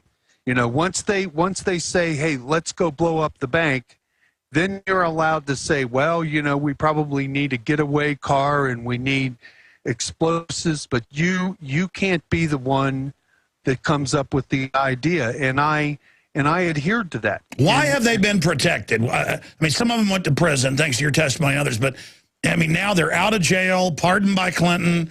Some of them never went to jail, standing on American flags in magazines. That's supposedly cute. Yeah. I mean, it's so ridiculous. Well, Bill Ayers is in that magazine standing on the flag, and the caption is, guilty as hell, free as a bird, isn't America wonderful? It's almost spitting in our face, isn't it? Here's what happened. The FBI used tactics that were authorized by the government during the 30s and the 40s, wiretaps and illegal entries. They call them surreptitious entries. Sneaking pigs. Yes, bag jobs. And they would go in, and what they were doing was looking for evidence. They weren't trying to find something that would convict someone. They just wanted to find out if the bad guy had been there. Well, when that came out, especially in front of the Frank Church Committee during the 80s, that came up with all kinds of controls over the intelligence agency that ultimately led to 9/11. Basically what happened, Frank Church Committee said these intelligence agencies can no longer communicate with one another. So when the FBI found out that there was people in Arizona learning to fly airplanes but not learning to land them, they couldn't tell the Army or the CIA who had information, similar information from other locations. But see, that's what's ridiculous about all this. I mean, they use that as an excuse to let operations not be known about because then they want the pretext to take our liberties. But, I mean, I don't care. If I worked in some agency and I knew something was going on, I would make sure something got done about it, even if I got fired. I mean, I don't get to take Fast and Furious. They haven't even gotten in trouble for that. There's a prime example, Alex. Fast and Furious. You talk about a numbskull idea in operation. The idea was that they were going to let legal, licensed gun dealers sell guns illegally. And they even encouraged them to do it. And then they were going to trail the guns like it was going to be an easy job. Come on. you know, you buy a truckload of guns and suddenly they start heading in 15 directions. How many agents do you have to follow them? And lo and behold, they wind up over in Mexico. And then one of our Border Patrol agents winds up dead, and they find out it's one of the guns from Fast and Furious. Guess what? The Justice Department and our Attorney General says, gee, I didn't know anything about that. And then they get caught lying, and then they get caught saying in memos they were going to use it against the Second Amendment. And then he refuses to appear before Congress using executive privilege. Doesn't that sound like Watergate? It sure does. It does, Larry. Let me ask you this, then we're going to go to a few phone calls here for people that have been patient, want to talk to you. What in your gut or your research, what type of dirty trick or false flag or October surprise, knowing these people that influence the current criminals in charge, what type of stuff would they pull to stay in power? Well, I think the sky's the limit, but my own opinion is that the Occupy movement, although it's been very quiet through this summer, I think it's going to get noisier and noisier, and I think that's going to wind up being the catalyst. I think there's going to be more acts of violence as things go on, particularly around polling places and political meetings. It'll be a combination of the extreme right and the Occupy movement that ultimately causes Barack Obama to say, hey, the elections have to be suspended and martial law declared. Now, that's complete speculation, and recognize this. The more exposure that we give this, the less likely it is to happen. You know, a rat doesn't like light. And these guys from Chicago, they may have good plans and they may be good rats, but they don't like light. And the more light we shine on them, the less likely it is that they'll try to do what they're planning. Well, again, you talk about elements of the extreme right and left. I mean, there was organic movements in Occupy, but the White House basically tried to take it over. And then you've got groups trying to infiltrate right-wing groups, getting people in fights. We caught the White House trying to provocateur in the Trayvon Martin case in there agitating, trying to get some type of race war going. I mean, it's so diabolical. But it didn't work. It didn't work. No, and understand, Alex, that this administration has done everything in its power to make sure that the division exists. They have done absolutely nothing to try to unite races, classes, or different groups of people. They have emphasized the differences and tried to make that a cutting edge. So, you know, it makes perfect sense. But understand, there are people on the extreme right that are just as crazy as the people on the extreme left. And then you've got these guys in the middle who are trying to manipulate all of it, and that's Barack Obama. And it's like, gee, what string do we pull over here on the right? What string we pull over here on the left? And boy, wouldn't it be good to get both of these groups in a confrontation on the streets of Washington? Yeah, that's what a lot of our sources are saying. They want to get some type of civil unrest going and then clamp down and play the part of the referees when they staged it all to begin with. Larry Grathwohl's our guest for this segment. The next, we're going to go to your calls right now. But Larry, give people your website if they want to follow the work you're involved in. Yeah, Larry. Yeah, let's get Larry on air right now. Go ahead, Larry. Start over. Okay. Larry 101st.blogspot.com. Again, that's Larry101stblogspot.com. Excellent website. Let's go to some phone calls here. Let's go ahead and talk to Leon in Illinois. You're on the air. Welcome and thanks for holding. Lennon. Hi. Look, we've just let this go too far. I mean, I think basically after all the hubbub, after, spending however many late nights searching up articles with coffee, the last thing that we can all agree on is that it's just gone too far. So I've got a comment for Larry, I've got a comment for the audience, and I've got a comment for you, Mr. Jones. Sure, go ahead. You say that Bill Ayers says that there's going to be a time coming up soon at which the United States is going to change, and it's going to change dramatically, and it's not going to go back to the way it was. And you know what? I completely agree with him. 100% I do agree with him, because I, unlike him, still believe that human beings can actually do something when they put their minds to it. But you don't want to have a communist put you in a slave camp so they can walk around and feel powerful? You don't want him ruling over you? Absolutely not. Because I know that regardless of all the ego Mr. Larry is talking about, regardless of all the ego that those guys have, that ego comes out of that pathetic little sense of fear that they need to feel. And by the way, Larry is a psychologist in his bio. I didn't. That's not even on the bio on his site, but he's also a psychologist. That's why he can analyze the ego of these people. Yeah, that's what I found is these are weak, grasping, power-tripping people who want to dominate others. They don't get real power is when you convince people to like you and want to be around you because you're a nice person and have cool ideas. That's where real power comes from, and then you're ashamed of all the power you get. And in fact, what would you say about the Weatherman type people? I mean, what's their basic psychology, Larry? Well, they want to be in control. They want power. You know, Bill Ayers wants to be Joseph Stalin. I used to marvel at the fact that, you know, when he would walk into a room, it was like God had appeared, and people would shut up and wait for him to speak.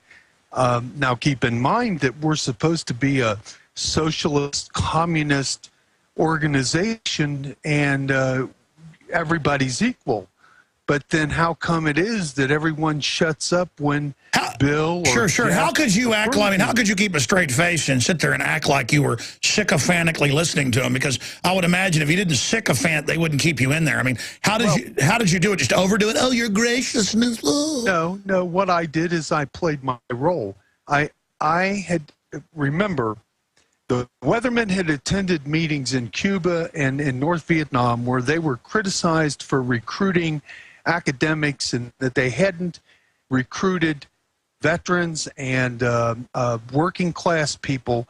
And here I was, and I knew that call it instinct, that this was what they were interested in me for. So I played that role. I remember sitting in meetings, and I had a straight razor that I used to carry in my hip pocket, and I used to take it out and flip it in the heel of my boot. Now, you know that these are guys and women who probably don't even know what a straight razor is, let alone its lethality. Stay there. I want to hear the rest of the story. We have to go a little bit longer because I want to let Lennon and others get their question in. All right, Army Ranger veteran, a Vietnam psychologist, weatherman, infiltrator, so we can know what's going on in the mind of the type of people the globalists want to put in charge over us. Absolute scum of the earth, people that want to dream of killing 25 million people. I mean, just talk about sickos on a grand scale. Caller, Lennon in Illinois, real quick, finish your statement now, and then we'll go to Bruce. You're on the air. Yeah, I wanted to say to the audience, you know, I pretty much, just like everybody else, for a very long time before I started getting into my research and my work and deciding what I needed to do, I was just kind of a listener. You know, I tune in every single day and was, you know, oh, you should listen, you know, it's the right thing to do. And, you know, you always had this inside mindset that that's just kind of what you did, and it was part of your resistance. It was your victory. But there eventually gets a time where you need to stop listening and you need to start speaking. Well, people ask, where's the solution? That's it. I mean, you hear about this and look it up and find out it's true. You will start taking action. Exactly. But you start taking action by really coming to terms with it, because you can just sit back and listen to somebody talk about, oh, yeah, they want to kill 25, 30 million people. Oh, yeah, that's horrible. Yeah, those damn globalists, I hate them so much. But until you actually start sitting down and you take time away, get rid of all the television, get rid of all the radio, just take time tonight, take time tomorrow, find some free time in your schedule, and actually start thinking about what is actually going on. And instead of just like everybody else out there who, when they first get their first glimpse, when you show somebody a 9/11 documentary and they're like, oh, that sounds good, but then they kind of run away, instead of having that fear that you can't actually do something, think about that there's millions of people right now who are in that exact same position, that there are people in government right now who are in that exact That's right. There's people on the, quote, right and left that want to use crises and events to take our liberties. Good points. And you just can't let people take your liberties. Anybody that does that is trying to take control of your life. Larry, any comments on that? Yes, there's one other thing you have to understand. I'm not making this up about Bill Ayers. Bill Ayers calls me a liar. He says that he never even knew me. I sat across the kitchen table and listened to him plan a bombing in Detroit where the number of black people that were going to be killed in the bombing were numerous. And his response to me was, well, sometimes innocent people have to die in a revolution. I understand what you're saying, and I support anything anyone has to say. What I have a problem with is when you decide to put a bomb in a restaurant or wherever and kill people that have done absolutely nothing other than live their lives. And in the name of your political beliefs, that's wrong. And I don't give a damn what anyone else says. It's wrong. Well, it is wrong. It's absolutely wrong. I mean, I think the caller's saying is that he's going to take action politically. He's not going to just sit here and listen anymore. Yeah. I hope he does. In fact, I really feel when we come back, we'll talk about what you guys are doing to try to bring some of these people to justice. Bruce in Kansas, you're on the air. Go ahead. Quick question. Yeah, Alex. First of all, I wanted to say I'm a total believer in the tangy tangerine. I use that stuff every day.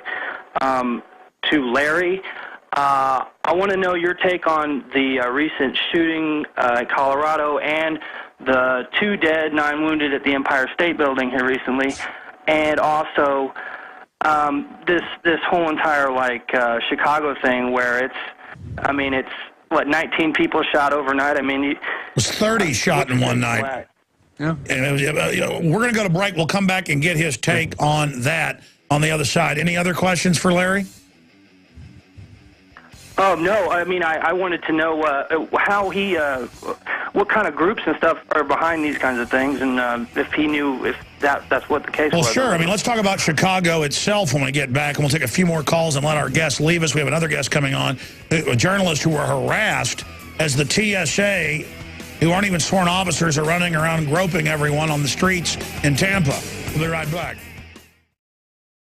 Ladies and gentlemen, thank you for joining us for another hour of worldwide transmission against tyranny. I am your host, Alex Jones, and I'm here Monday through Friday, 11 a.m. to 2 p.m. Central Standard Time. We're doing just a few more minutes with Larry Grathwohl, Army veteran of Vietnam, Airborne Ranger, psychologist. The Weather Underground tried to recruit him. He infiltrated them and helped put some of them behind bars. We're taking a few calls. A caller was talking about if Obama staged Fast and Furious, the CBS News has now been forced to report to blame the Second Amendment. People like Larry Pratt have come out and said if they'd stage that, they'd stage anything. You know, letting nuts out, winding them up to do it, protecting them. But things like the Empire State Building shooting, that looks like it was a disgruntled employee shot one person, then he got shot, and the police shot 9 others in the process. But what do you make of Chicago and the kind of mafia culture that's up there, where they've had some days 30 people shot in a night, where you're in a culture where there's victim disarmament and the law-abiding citizens can't own guns? Well, what do you expect? I mean, you know, back in the day, when my grandfather and grandmother were living on a farm in Kentucky, they owned a shotgun and they owned a rifle, and you know what? They took care of themselves.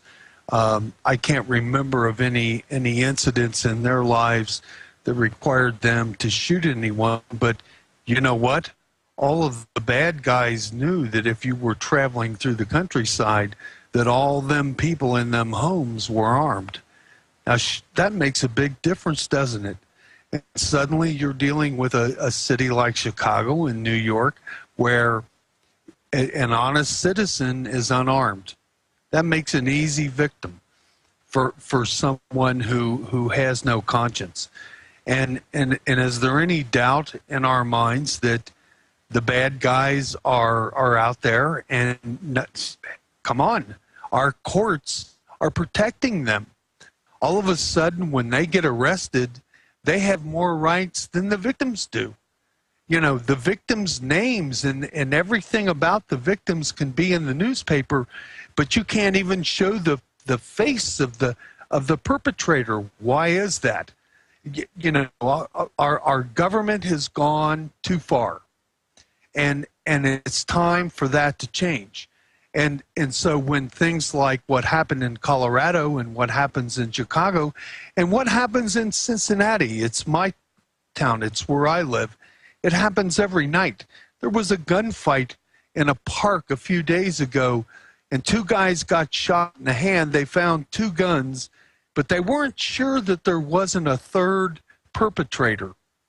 Do you understand that gee, we make up the excuses for them before they do? And of course, the immediate liberal response is, we got to have more gun control. Does that make sense? You know, if you ask the bad guys, if they're going to walk in a place and try to rob it, if they know that there's people in there that have concealed weapons permits, the answer is no. They're looking for the place where no one's armed. And, I mean, that's the world that we live in. Unarmed, the honest, and armed, the bad guys. Now, Larry, I want to take just a few final calls here before we go to our next guest and look at what the TSA is doing. But see, you're a nice guy, so you look at this and you know, just look at it as it's being presented. But the globalists know how to put nonviolent offenders in jail and keep them there because they're good prison labor for 25 cents an hour, driving down wages and making big profits for private prisons. But then they have actuaries where they release the violent offenders to menace the public, so we beg for a bigger police state. It's Hegelian dialectic, a problem-reaction solution. The system knows this, and so that's what they're doing. The system wants to gobble up nonviolent people and people for petty things while releasing the serious criminals, and that's because we have criminals in government. Well, I think that if you look at the quote-unquote war on drugs, you'll find a perfect example of what you're talking about. Tell me something. How much would it cost for us, the U.S. government, to go to Colombia and buy every acre of land and pay them farmers to raise corn? And all of a sudden, the cocoa leaves go away. But if you do that, you simply crush a vested interest group, don't you? Judges, prisons, prison guards, attorneys, politicians. I mean, it just goes on endlessly, doesn't it? And that's what justifies the hundreds of billions of dollars that go into the war on drugs, which, if anybody has looked recently, we're losing. You're right. It's just the total corruption of society. Adam in Canada, you're on the air with our guest. How you doing, Alex? Honor to talk to you, my friend. Nice to talk to you. Yeah, you, Larry, as well. You two really are doing the work of a million men. Sometimes I don't know. Well, look, we're just trying to survive. Let me tell you, these people take over. I mean, let me tell you, we're going to be slaves. I mean, I don't. There's nowhere to run. This is a global system. This is like Lenin or Stalin or Mao trying to take over. Okay, if they get away with this, which happens, you know, most of the time in history, you get tyrants. Listen, we're in a world of hurt, brother. Yeah. So the people that say, "Oh, we're such heroes" or "We're great guys," let me tell you, the reason I get upset about that, I'm not mad at you, caller. I'm not mad at you, Adam, is because people see it as heroic to speak out against a bunch of criminals. Listen. These people are dangerous, folks. I'm sorry, go ahead. Well, and it's the truth.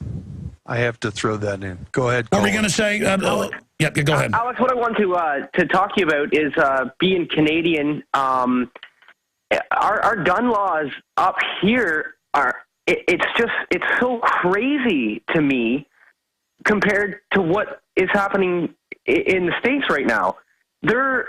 I mean, I'm comparing it to gun grabbers as opposed to gun givers up here. It's like they're promoting, you know, when you turn 18, go do the gun license and go do the hunting course. And, like, it's weird, man, what is going on. Like, I just wondered if you could maybe shed some light. Look, it's very simple. There are powerful interests in mega corporations that are monopoly people. And they've got all sorts of dependents and people in government and corporations below them that want more power. And the quickest way to do that is to mandate you buy health care, is to mandate you do this and that. And they don't want you to have the power to defend yourself. They want to make you dependent on them to protect you. So then they can nanny state you on top of it. Just like Larry said earlier, they want you to not have food, water, and guns when they collapse things, so you've got to go hat in hand. That's why they advertise, get on welfare, get on food stamps, even if you have a job. They want you dependent. It's called domestication. Great question. Larry, comments on that? I couldn't agree with you more. And I think that if I understood that Canada is requiring people or asking people, motivating people to become familiar with firearms and to purchase firearms, then I advocate that. That is what our founding fathers believed in. Listen, when the Second Amendment was added to the Constitution, it wasn't because we were fighting Indians or we were shooting rabbits. It was because this country had fought a war of liberation against the greatest power in the world. That was England. And we had won. And we did that because we had a civilian militia. And that's what protects us every day of every year. And that includes Canada. It includes the United States. Remember one thing. If they decide that they're going to kick your door in, the first question is going to be, does that guy have a gun? And they're going to look to see if you have a registered firearm. And if you do, they're going to, here comes the SWAT people, okay? All of a sudden, you're a lot more of a threat than you are if they believe that you're totally unarmed. And exactly. But the good news is people are buying guns everywhere that can, right, because people understand that you know, the rubber meets the road individually, and we don't want to end up like New York or Chicago. Larry Grathwohl, thank you so much for joining us. Give people your website one more time. Larry101st.blogspot.com. But I'm asking for donations that I can follow Mr. Ayers around and question him when he gives his speeches. And, you know, Alex, that might be something that you want to think about. Wouldn't that be a great video? Me confronting Bill Ayers, and listen, I'd love to do it if I could find somebody to set it up for me. I've tried. Sure, people should contact you. You can track where he's going to be speaking, being worshipped by lots of little rich trust fund kids. I know where he is. I know where he's going. Well, we have listeners everywhere. They should contact you. And everywhere he goes, he should be confronted in public places. Absolutely. And I mean, not just by you. Everybody should do it. Yes. Because you know, he is a real piece of trash. Yes. I thank you for having me on your show, and I appreciate everything, and God bless you, and God bless America. All right, thank you. Absolutely second that. Larry Grathwohl, there he goes. We're going to come back and delve into the nightmare TSA activities. They are very busy little beavers. The Houston Free Thinkers detained by DHS at the RNC. TSA takes over bus stations in Tampa. DHS agents threaten journalists. But not just that, Ron Paul. They came after him and said he might have a bomb or something. He might be a threat to Romney. Can't make this up. TSA harasses Ron Paul. There is fellow patriot Jimmy Vaughn bringing us in. Derrick Broze is a founding member of the Houston Free Thinkers and a partner with We Are Change Houston and host of the Resistance Radio with freedomizerradio.com. And he joins us here on the air from a car there in Tampa, Florida, with some of his fellow compatriots, evil freedom lovers who aren't left or right but just want freedom. And he joins us right now. Again, we'll get more into this. We're also going to get an update from what's happening with the hurricane with folks there on the ground. But we're also going to break this down after the next break. TSA harasses Ron Paul and his wife in Florida. Big article Kurt Nimmo did. Just amazing to see what they're up to. We'll tell you about that. But here it is, the TSA now on the streets, running around, wanting to search people. So you're not getting away from people that aren't even police. I mean, the police setting up checkpoints is illegal and evil and horrible and dangerous and a threat to freedom. But now it's the TSA and going after journalists. We heard Julio, we had on up in Chicago, filmed them running checkpoints, and a week later they ran over to him in a restaurant and got in his face and said, "You don't tape us, boy." I mean, this is North Korea if they have their way. So going to Derrick. Derrick, tell us what happened to you. Tell us what you're seeing there at the RNC. Yeah, thank you for having us on, Alex. So we've been out here, me, Micah, and our cameraman Cody, we've been out here documenting the protests, the counter-protests, the RNC, and also talking to delegates inside and just videotaping the police state. We had finished documenting some protests that were happening, so we decided to go walk around and just do a perimeter check. And we were walking through the city. We were actually miles away from the Tampa Bay Times Forum itself where the RNC is being held. And we just happened to walk up to a Greyhound station, and we noticed a sign on the outside that said TSA screening notice, and it notified everybody that they would be going through there, that they would be searched by the TSA. So we started to film our live stream and to videotape. We opened the doors, and you can see on the video we show there's 4 or 5 TSA agents and local cops as well in there waiting to search people who choose to ride the Greyhound. After that, we decided to go look around a little more because Micah noticed that a DHS Federal Protective Service car that was parked on the block right there where the Greyhound station was, he'd stuck his hand out and took pictures of us with his phone. So we wanted to get a closer look, and we decided to go across the street. And when we did so, we started walking on the side of the first DHS car and taking pictures of the license plate, and 2 more SUVs pulled up and cornered us and stopped us right there, and they immediately started demanding papers from us, asking us for identification. And yeah, because if you're trying to aim cameras at the cops, you must be bad. They teach them this in these training videos. They teach them that journalistic activity is terrorist activity, and it's just pure intimidation, and it's having the opposite effect of what they'd wish. It's so ridiculous. When I've had cops come 100 yards over to me and say, "Turn that camera off," and I'm just like, "No," and it's just, I mean, they are totally helping destroy this country when they act like this. Yeah, it's exactly right, Alex. And we tried to reach out to them to talk to them and let them know. I was telling them, like, I don't agree with you. You know, we've talked to you before about we don't carry ID on us, and we exercise that right not to. They demanded papers. We told them we didn't want to give them any papers. We offered our names and our birth dates, but they said they didn't want anything from us other than identification and that they were federal officers and they could detain us for 72 hours if we didn't show them papers. They just absolutely love the power trip as they sit there acting like you're terrorists because you want to videotape TSA down the street. Continue. But, hey, you guys got TSA kicked out of Houston. They're big rollouts, so you've got the power. That's what they know. Go ahead. Yeah, you're exactly right. That's why we were filming the TSA there, because that's a big issue for them, and we want to reach out to whoever's active in Tampa and let them know that you can get rid of the TSA and the Greyhound and the Metro and such. Yeah, they don't want people knowing and seeing what's happening. They want to roll it out before we know because we're seen as an enemy, and you don't want your enemy knowing what you're doing. Go ahead.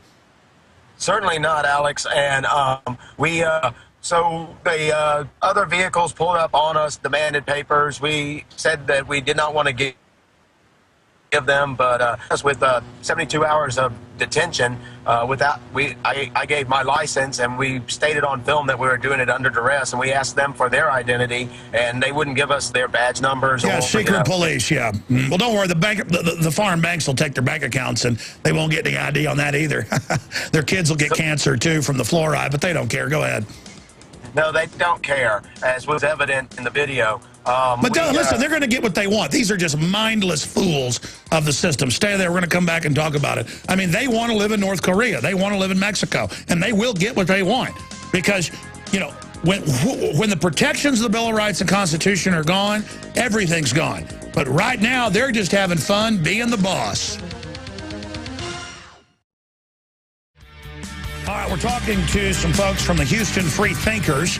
You know, they're evil Americans. They had highway checkpoints out on the street, at the little bus stops, at the bus terminals. TSA was searching people. TSA was trying to search bags. And, you know, like evil Americans that didn't want to live in Nazi Germany or Soviet Russia, you know, like movies like Red Dawn, the bad guys have checkpoints and do that. They're like, hey, we don't want this. You're out of your jurisdiction. You're violating the 4th and 10th Amendment. Get out of here. And the city, for now, has backed off. But these evil Americans traveled to where the puppets were meeting. They're in Tampa, and I've seen other journalists just trying to film, or even citizens just out filming the hurricane at the beach. And cops come up, what are you doing filming? Again, we're going to film you. We're going to have the NSA wiretap you without warrants for your safety while we ship narcotics in, of course. But if you dare, you know, try to film the TSA, oh, no, sir. Again, they've been told, go after journalists, go after journalists. They're afraid of it. They know what's happening. I mean, I've got 2 new videos of police body slamming women, kicking men in the throat for no reason other than the fact they got into the job because they're sadists. And again, police need to kick these bad cops out. The problem is, from on top, we got a federal government that staged Oklahoma City and 9/11. We got a federal government that's illegitimate. We got a federal government that ships the narcotics in and has been caught and staged Fast and Furious. And so these arrogant guys, they have such satisfaction. They're not scared of these guys. They know these are reporters. And they've just got satisfied looks on their faces in their black uniforms, hands in their belts. I can disappear you if I want. Well, the bankers are going, we're going to devalue your dollar and gut your country, and you're drinking fluoride's going to kill you. Hey, those up above you, they agree with you. But you have no idea. You know, you're not really evil. You're just thugs. You're bullies. You're goons. You're jokes. You're nobodies. You come from a bad family. Your daddy acted like you. Your granddaddy did. You were trash. You weren't successful. We get it. You're not winners. We got your number. We know who you are. You're called tyrants. You're called suck-ups. I'm sorry. If you're not threatened by this type of activity to journalists, you want to move to North Korea. You want to move to China, communist China. You like tyranny? Get out of my country. Get out of my country. Let's go back to the evil American scum, Derrick Broze and crew. So continue with what they did to you. Yeah, so Alex, they started demanding ID from us. As we said before, Micah gave his ID. I don't even carry ID with me. I just happen to have my birth certificate with me. And after, you know, them demanding it from us and threatening 72 hours of detainment, I relented, and we said on our live stream, you know, like Micah said, we're doing this under threats from them. So we gave them my birth certificate and Micah's ID, and while they were running our information, they were taking pictures of us and just asking questions. Yeah, putting you in a pickup list database like they do everybody now. I think you've got 2 wireless devices going too close to each other. There's a buzzing. You might move your equipment apart a little bit so we can get your audio clear. Thank you. Yeah, we got that right there. Yeah, so we started trying to talk to them. We talked to them. I told them, I respect you as human beings, but we don't respect what you're doing. You're violating our rights. You know, we're just walking around filming the fence, the perimeter fence that they had there, and they declared that it was federal property, that we were filming federal property, and we stepped onto the street off the fence, and they said that the entire state of Florida was essentially federal property. Yeah, like Derrick just said, we asked them, you know, where the property was it just this parking garage that was behind us? And they said, where do you pay your taxes to? And he answers himself saying, the federal and the state government, right? And these streets, as soon as you came into Florida, you came on the federal property. And then he goes ahead, and once they finish the field interview with me, and they're telling me I can go ahead and leave, they tell me to leave the property, and I'm kind of curious, you know, where that is, that the boundary of the state of Florida. But, you know, I wasn't going to walk off and leave because we had another incident where they wanted to further violate our 4th Amendment rights by searching Derrick's bag, and I stood there and filmed that.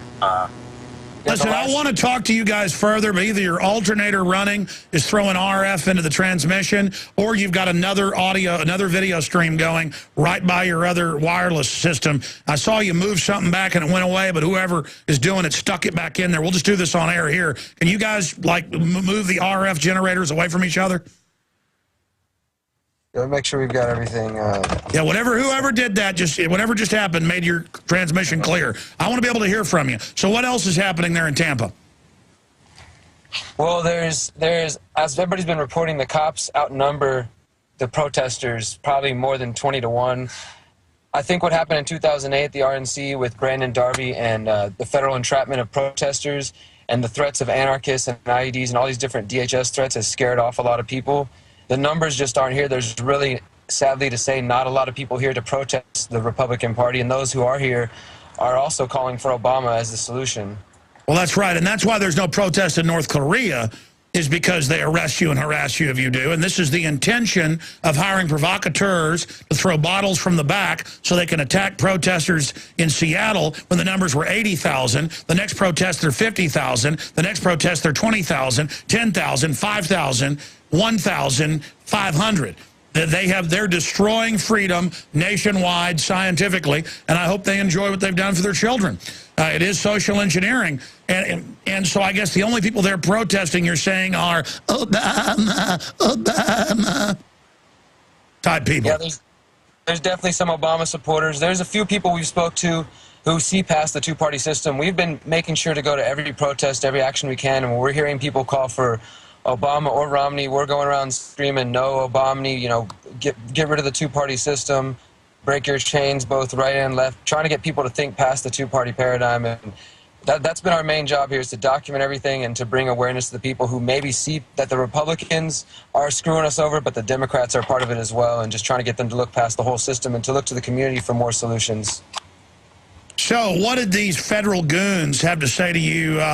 I mean, any other little points? I mean, they look really satisfied, like they are enjoying frustrating the First Amendment with extreme relish. Yeah, so as Micah said, they started asking to go through my bag. They asked if they could go through there, and we went back and forth for a few minutes because I told them, if you're going to search my bag anyways, just go ahead and do it, you know, and they said they wanted permission, and I told them no, that I didn't have anything to hide, but I was exercising my Fourth Amendment, and I didn't want them to go through my bag. So we did that for a few minutes, and also our cameraman, Cody, he was filming from across the street, and he came up upon the incident and tried to film that as well. Yeah, when I came closer, I was actually with Al Jazeera as well, and an NBC representative, and we tried to get closer to see what was happening, and we were quickly told to get away, that we were on federal property, and if we did not, you know, remove ourselves, we would be detained as well. Yeah, that's right. Wherever they set up these little police states now, everything is a federal event, and then they claim it'll be trespassing to get near their lordships.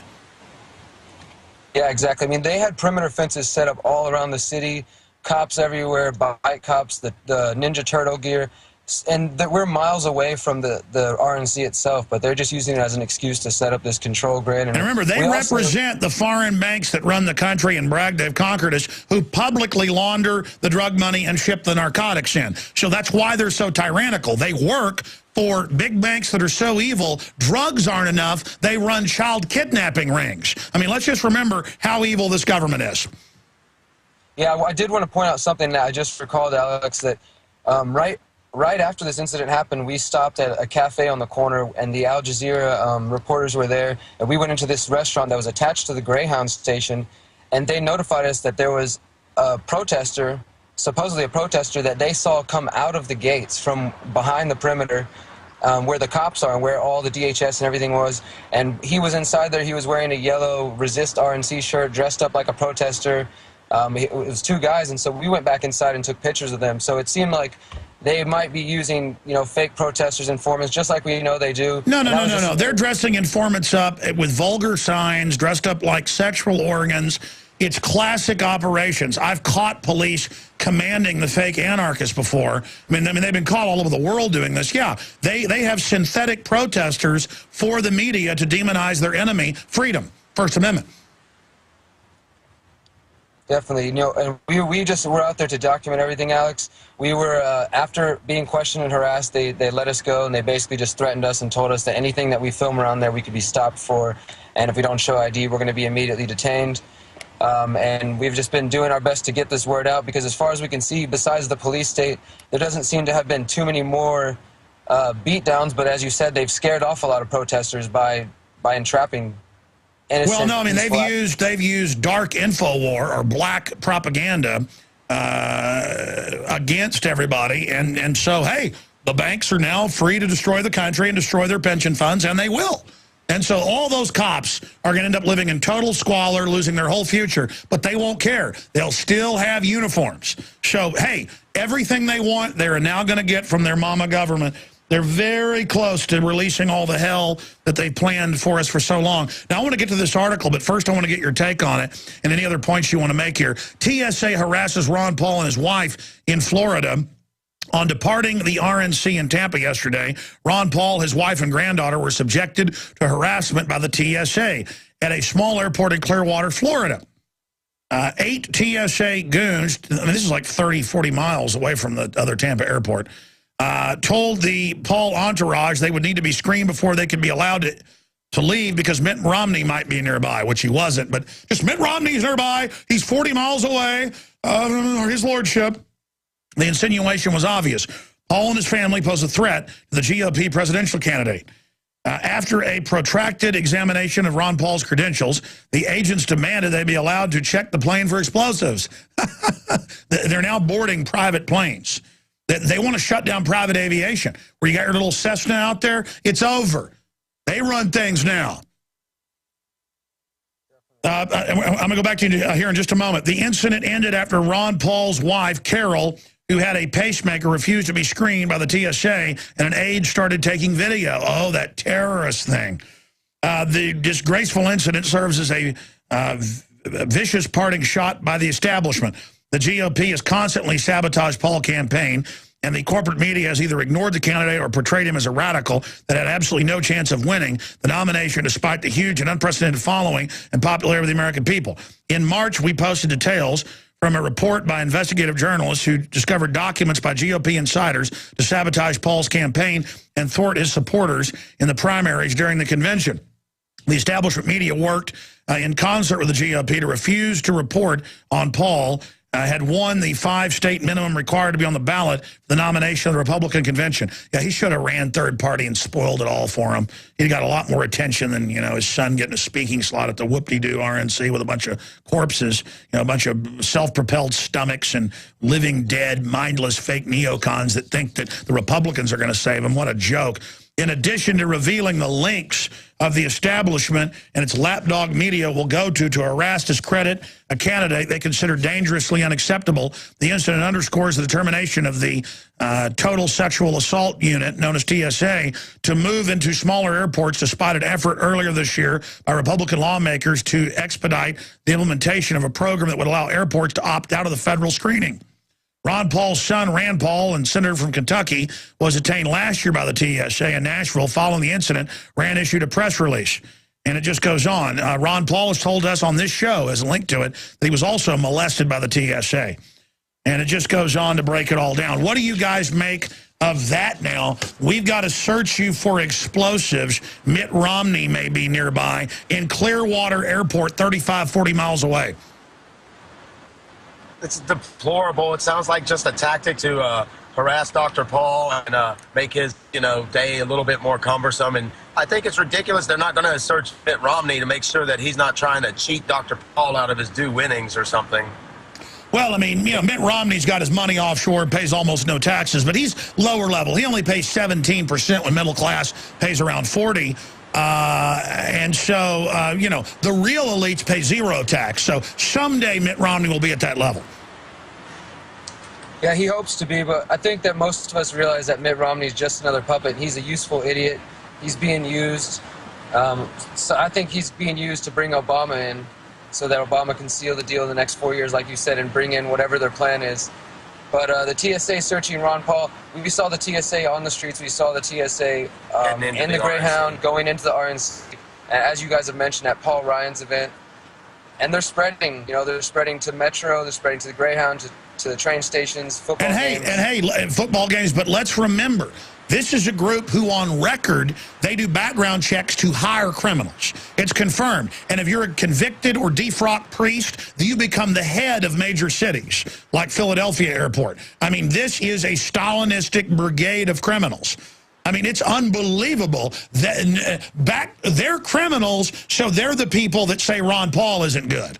The criminals go after the congressman who's a household name. He can't be trusted, but they as felons can.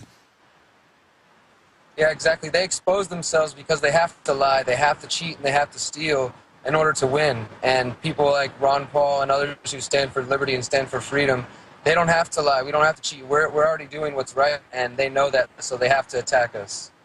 All right, we only got about 2 minutes left of this segment. I'm going to come back and hit some final news. But, gentlemen, any other points you'd like to make? Your full videos are at our article. TSA takes over bus stations in Tampa. DHS agents threaten journalists. That's up there right now. But TSA harasses Ron Paul and his wife. It's all up there. It's also in your article, HoustonFreethinkers.com.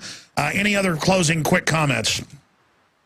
Yeah, Alex, I just want to say thank you for having us on to talk about this. We're going to continue to do this. We're going to be heading next to New York for 9/11 to do some coverage of the police state and the 11th anniversary of that. We're also fighting Floyd in Houston. So we're going to continue to make sure that Houston stays free and that Texas stays free. So thanks for talking with us. Oh, please don't thank me. Thank you for being out there on the front lines in a country where things are getting very, very dark, very, very scary.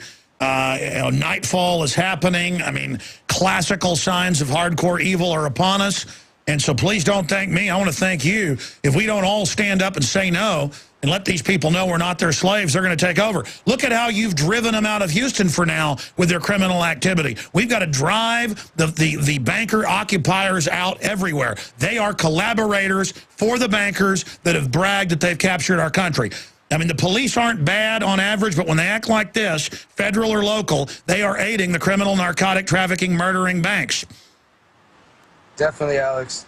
We'll see you soon. We'll be out there on the front line. Thank you, gentlemen. Good job. And, folks, I'll say this, that isn't hyperbole.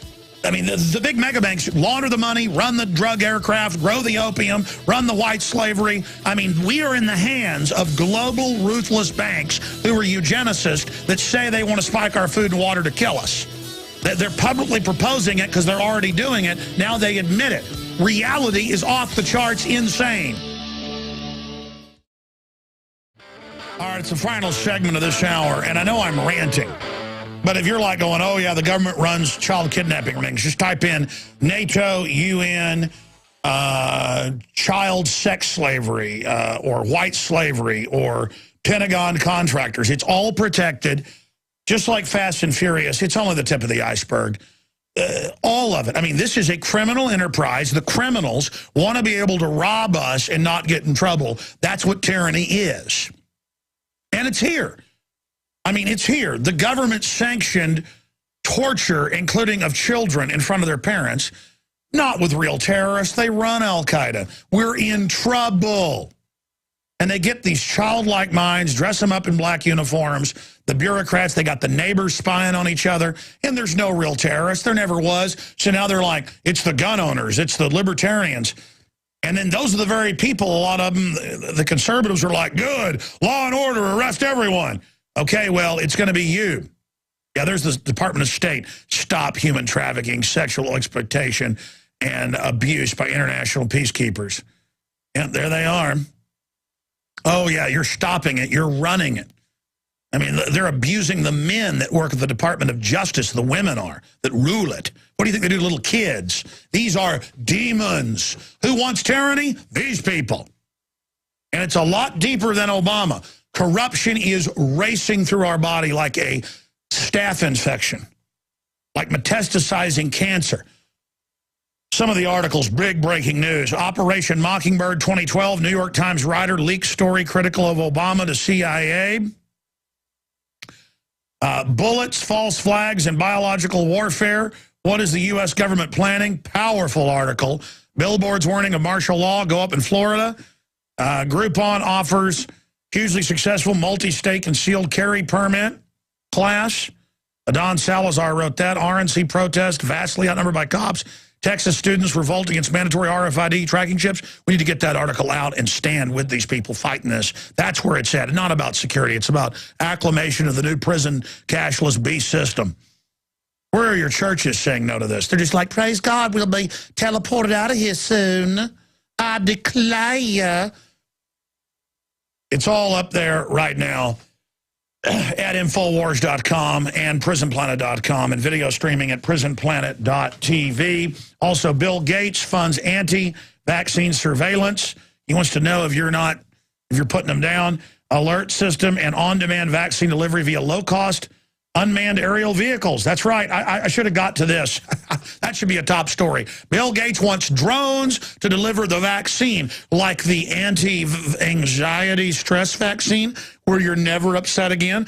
How many hundreds of times did I say, the drones will spray it, and you'll wake up with a headache, but not be able to ever get upset again?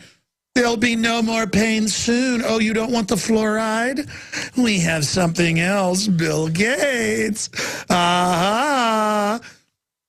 fact, that's Cryptome.com. I'm going to get Kurt to post this. It's got the documents. Links to it right there. Isn't that sweet? Unmanned aerial vehicles can be deployed and flown by cell phone to transport vaccines to rural locations. That's Bill Gates, quote. That's MIT and Harvard Division of Health Sciences. Pure hell. Oh, it's all for our security. Sure it is. Sure it is. Bin Laden's in your pants. They got to check there. No, they got to break your will. Don't forget to support us. We're now carrying Interfood, storable organic foods, and all the Interfood products discounted at InfoWarsShop.com. We've got the Modifilin discounted with free citizen rule books, the best seaweed out there at InfoWarsShop.com. And we've got the Polymers Plus with my ugly mug on the cover at InfoWarsHealth.com. Beyond Tangy Tangerine, all of it discounted at InfoWarsHealth.com. Check it out today and support us. And take all the shots, too, because the government wants you to be well. And drink your fluoride, too. And don't listen to us tonight at 7 o'clock on InfoWars Nightly News. It's bad. We're bad. We don't trust our loving government. We're evil.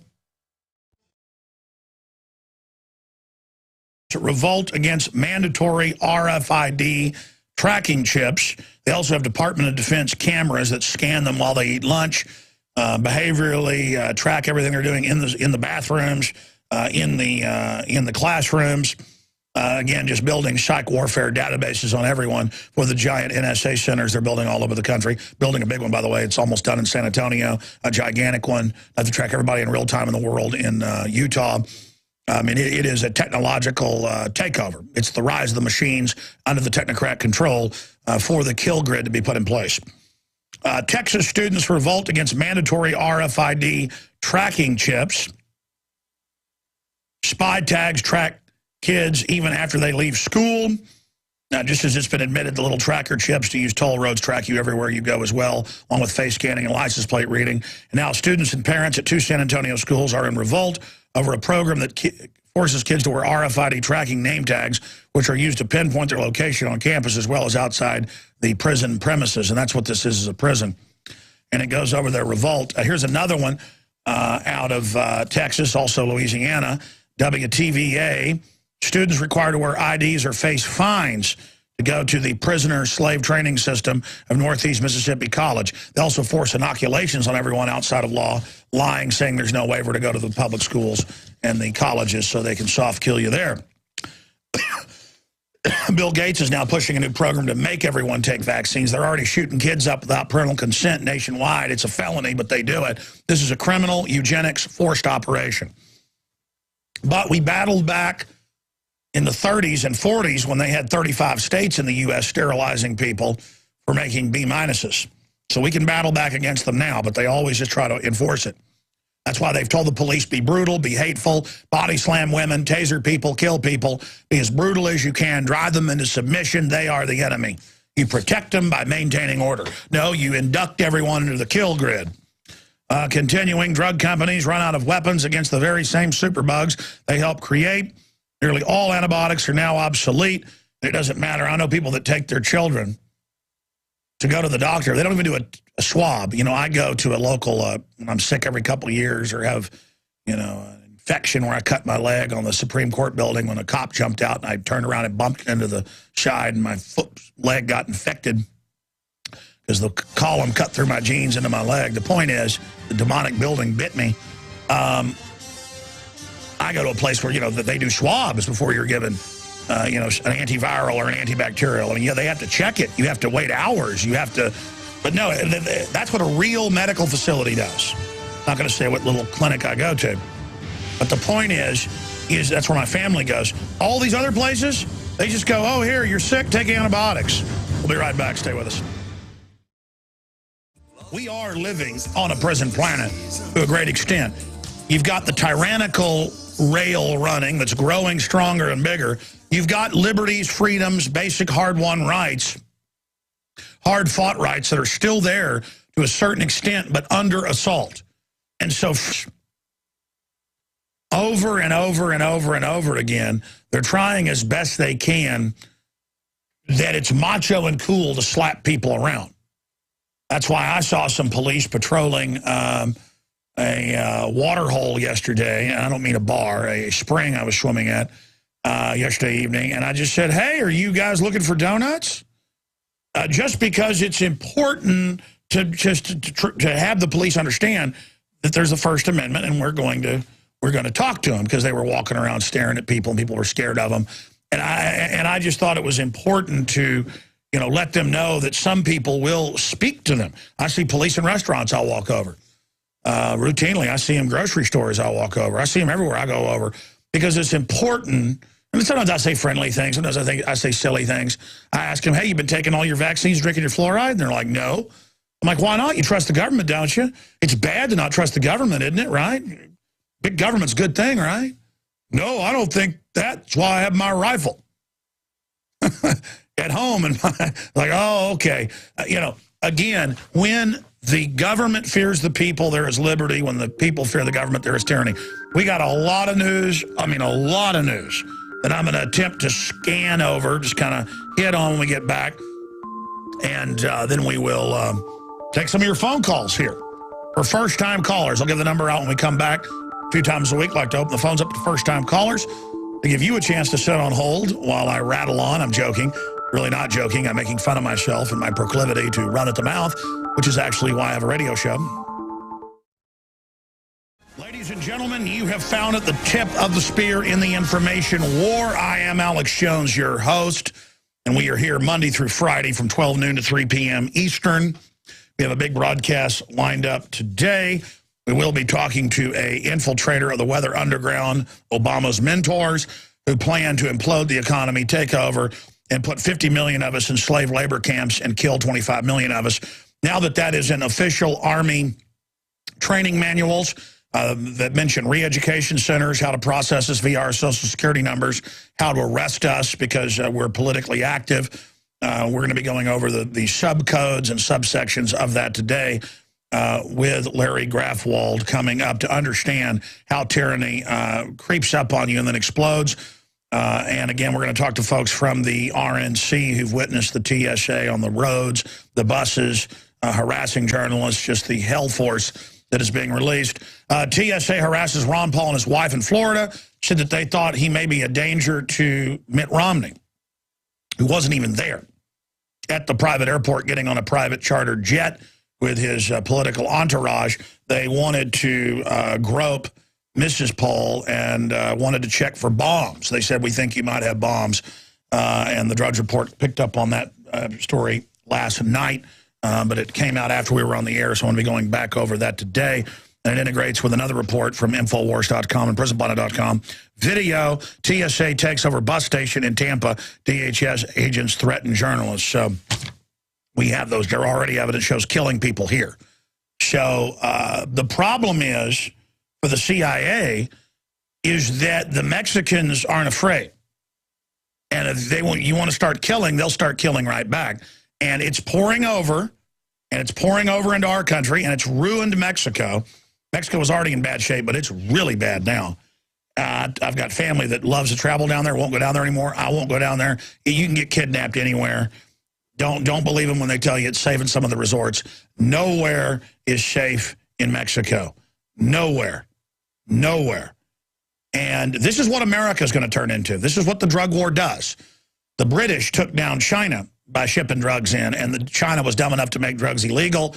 They used that to jack up prices, corrupt the police city by city. They finally took over and broke the country in 9 parts and then 14 parts. There was different sectors run by the French, the Dutch, the British, the Americans. I mean, the Russians. Everybody had a piece of it. The Japanese, and it just became an I mean, that's what happened.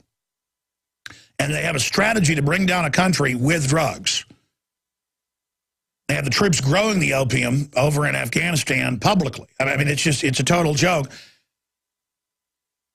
On Friday, the Americans and Mexican Navy captain were riding on a dirt road. This is last Friday, about 35 miles south of Mexico City, an armored Toyota Land Cruiser on diplomatic plates. And they use diplomatic plates to run not just drugs, but little kids. Mexican federal police approached on trucks with mounted guns and opened fire when the black SUV attempted to evade them and return to the main highway connecting Mexico City to Cuernavaca. Subsequently, 3 other vehicles carrying federal police joined the chase and fired on the black SUV. And it's now being reported that they were CIA. You can go read that full report. Now, continuing, ladies and I mean, what does CIA stand for? Cocaine Importation Agency. And it's all glamorous in the movies and all this. Most of the CIA is just spying on people and getting intelligence to feed to the foreign banks that run this country. It's a takeover arm for the Royal Institute of International Affairs. OSS, Pratt House, CFR are arms of that, and it was set up in the late 40s by Skull and Bones and British intelligence operatives to bring down the country. And it's done it. It's done an excellent job. They hired the modern feminist. That's been declassified. Gloria Steinem. The goal is destroy the family, destroy private property, destroy everything. Wrapped in the American flag, though. And you've got useful idiots in the CIA that go out and kill people and do all this stuff, thinking that they're fighting for liberty and freedom. Kind of like they got globalist-run CIA, MI6, Mossad-run Al-Qaeda, who come from dirt villages and, no education and believe they're fighting for Allah, don't even know they're actually working for the globalist to destabilize things and have a pretext to take over our free societies. That's how it works. Let's continue here with some more of the news on that front. Some good news. Texas students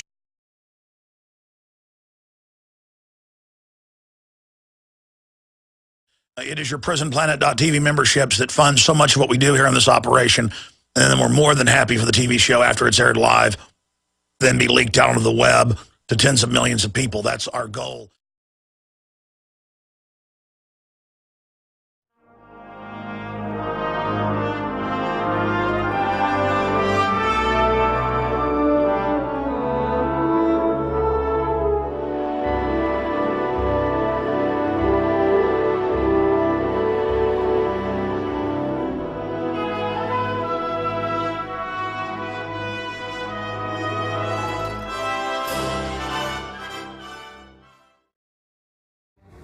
Ladies and gentlemen, it is already Thursday, the 30th day.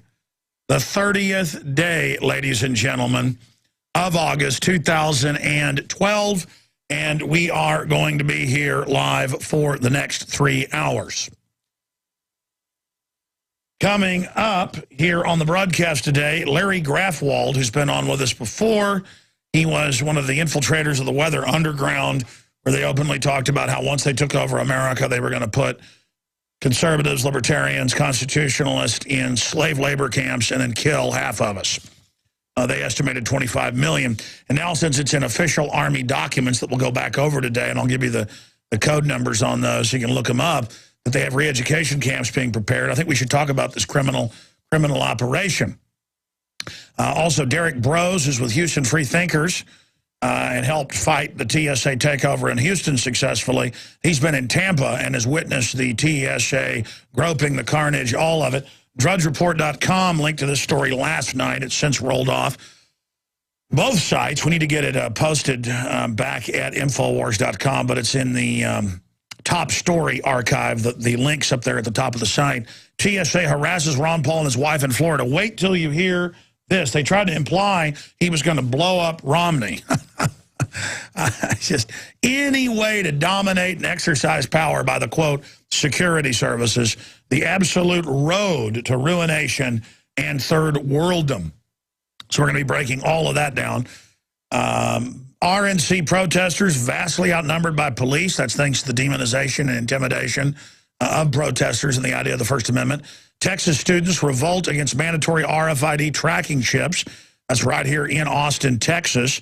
They also have GPS tracker. People are revolting against becoming total prisoners. Also, would you pay to use Facebook to help investors recover their losses? That's the new idea.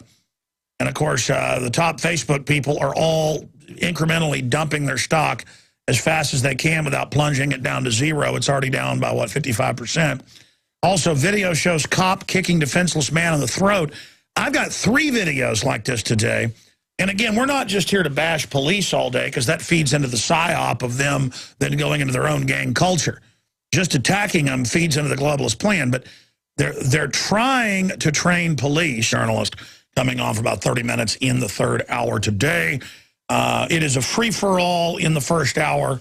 I'm going to just hit some of the headlines that we'll go over more throughout the broadcast. But first-time callers, whatever issue you want to discuss, all the mainstream news discussing economic collapse, Iran war, Al-Qaeda being funded to go into Syria, new fake Navy SEAL books written via pen names to prop up the official fable that bin Laden was killed. They keep changing the story over and over again. It's a complete lie. We're going to talk about all of this today. And at the bottom of the hour, remind me, guys, to show this and talk about this on air. We have a new candidate for slimy politician. Now, the guy lives in India, but he's such a ridiculous, in-your-face deceiver that he would make a great globalist frontman. So we're going to be talking about that at the bottom of the hour. And my mind wanders, so it's up to you guys out there, please, to remind me. Okay, let me just run down.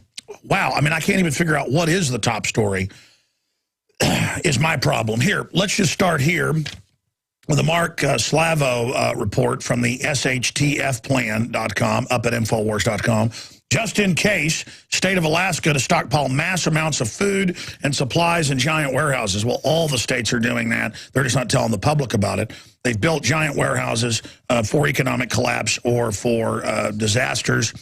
We're going to be getting into that report.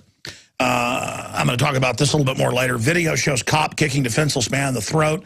The guy's done nothing. They pepper spray him, say, get on the ground. And then the guy's coughing a little bit on the ground, so he kicks him in the throat. And there's a footage of the police pull a woman over with a cell phone she's on, her cell phone, and driving in California, body slam her repeatedly, beat her up, and then lie on the report about it, but the Taco Bell caught it on tape. Again, it's this lying incessantly that is the big problem, and it threatens to completely undermine the entire culture and trust in the system. And I think trust in the system should be undermined because it's lost our trust and can't be trusted anymore. But if the system doesn't get corrected and fixed and just sits there discredited, it's even worse. So we're going to be going over some of those reports. Also, the 2 Americans shot in Mexico last week were CIA operatives, Business Insider, and that's being reported by other news outlets as well. The Mexican government, who's as corrupt as the day is long, has pointed out correctly, though, that the drug war is to keep drug prices up and that the CIA is controlling key drug cartels and allowing them to ship in drugs while trying to knock out the other cartels, and that's what this 6-year war has been about. We told you before the war started with our sources like Sully Castile and others here on air, former DEA. And that's what's happening. And as the drug cartels start to fight back, they're going to start, in fact,